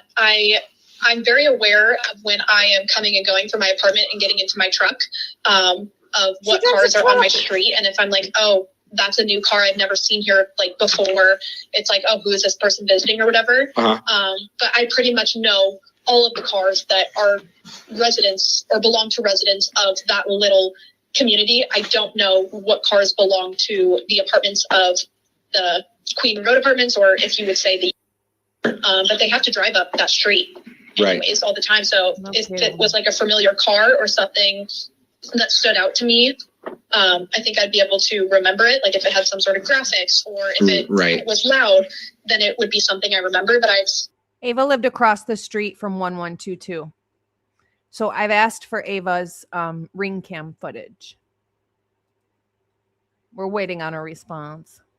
I don't recall seeing or even know of anyone who drives a white little Hyundai or whatever it is. Yeah, Hyundai. Yeah. And so how did you get home from the Kibbe Dome that Saturday night? Did you drive? You drove? Mm-hmm. Okay. And you didn't notice any abnormal cars or kind of like what you were saying, how you pay attention to that stuff around you. You didn't notice anything like that? Nope. And I got to my apartment and I was on the phone with my dad, and he needed my tire size. So at about 9 o'clock at night, I just went outside and was on the phone with my dad and giving him my tire size, and I didn't notice anything weird. I mean, I did hear Sigma Chi's music because I know that they were having a party, but that's like an every weekend occurrence. Sure. Okay. Well, Joe, unless you have anything else. No, I'd just like to thank you again. You have demonstrated yourself, and through it's one thing when we meet in person, but verbally you have demonstrated yourself as a very driven, very capable person, and I applaud you for your studies and your life choices. Thank you. I appreciate that a lot. You're welcome. Thank you for taking the. There's literally a Showalter Hall at U of I. It was built in like 1859. Yes, 1859. It was one of the original parts of U of I's campus, and it's called Showalter Hall. Showalter name is big at U of I. I don't think Showalter had anything to do with it. I really don't, especially now that we have Kaylee's text messages to Eric Gower that says, I'm at the grub truck. Can you come pick up me and my friends with an S? 2 friends. 3 friends, however many, at least 2 though, which made me think Maddie and Showalter. Time to share with us about your friends. We're sorry for the tragic loss, but we are doing everything in our power to find the person and have the person held accountable in our judicial system.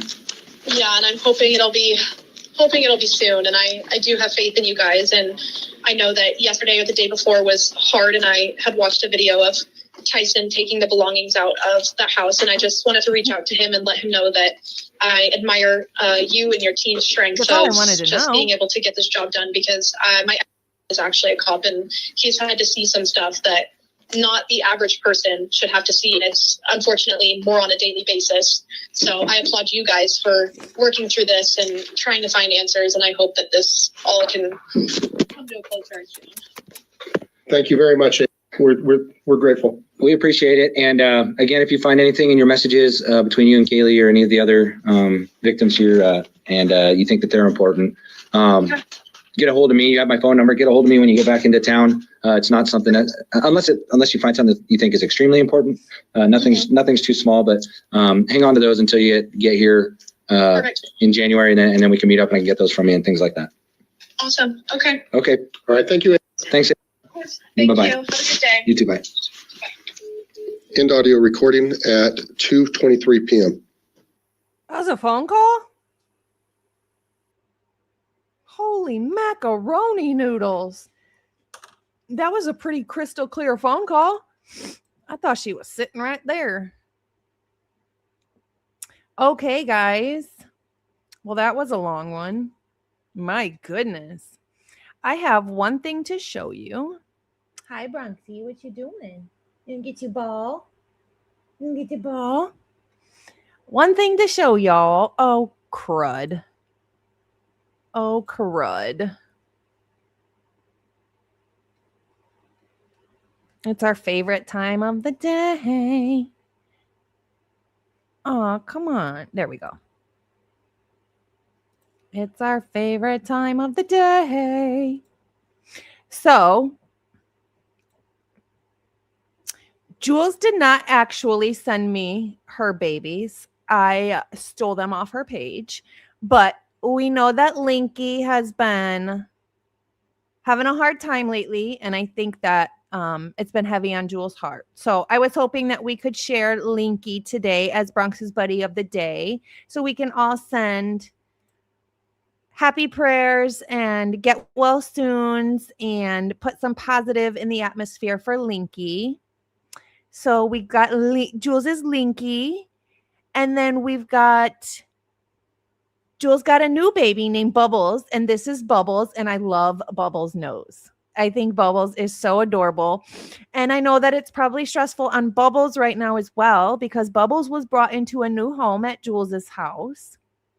And it seems like he has had like 4 different homes in the past year. So we are glad that Bubbles is in good hands and will be in his forever home with Jules. Also, today is Kobe Bryant Day. So it is in purple and gold for Kobe Bryant. And then we cannot leave Calypso out. So these are all of Jules's kitty babies. He has such cool coloring. So just want to put some positive well wishes in the air for Linky and Bubbles for Jules. So that is it, guys. Thank you, everybody, for hanging out with me tonight. We had a long one tonight with Miss Yapper McYapperson. Do something nice for yourself today. Be kind, but more importantly, be kind to your animals. Thank you for being here with us all night, Carol. I appreciate you for hanging around. Thank you, everybody else, for being here. Thank you for all the jewels. I appreciate you guys sending all those jewels tonight. Thank you so much. We will see you on Wednesday, unless, of course, we end up getting a FOIA. Then I'll just go live and share it. So I will leave you with our outro. Oh, boo. Said an error occurred. All right, guys. Have a fabulous evening. Have a fabulous evening. See you guys later. We'll see you Wednesday. Is she breathing? Is she breathing? No. Come on. Cold nose sharp eye, he follow the trail. Every missing piece got a name in the mail. Bronx kill rolling camera in the night. One paw on the clue, one paw on the fight. IDAHO4 in the fog, whole town too quiet. Corrupt handshake when the truth start writing. Low growl in the dark, he don't miss them all. I read the signs he leave, then I move like a thief. Who let the dogs out? let the truth out. Ooh, let the dogs out. BronXtails, we pressed around. IDAHO4, we won't back down. Bronx on the scent, run that ground. Ooh, let the dogs out. Bron, let the truth out. Ooh, no bad shine, just a hard stare. Street by street, he was already there. All white clues in a busted up case. Rumors get loud, but they don't hold weight. I keep it real for the ones still hurt. Turn the fake talk into witness work. Every dirty secret got a loose end now. And Bronx bites down when the lies act proud. Low growl in the door. He don't miss a mark. I read the signs he leave. Then I move like a thief. Who let the dogs out? Bron, let the truth out. Who let the dogs out?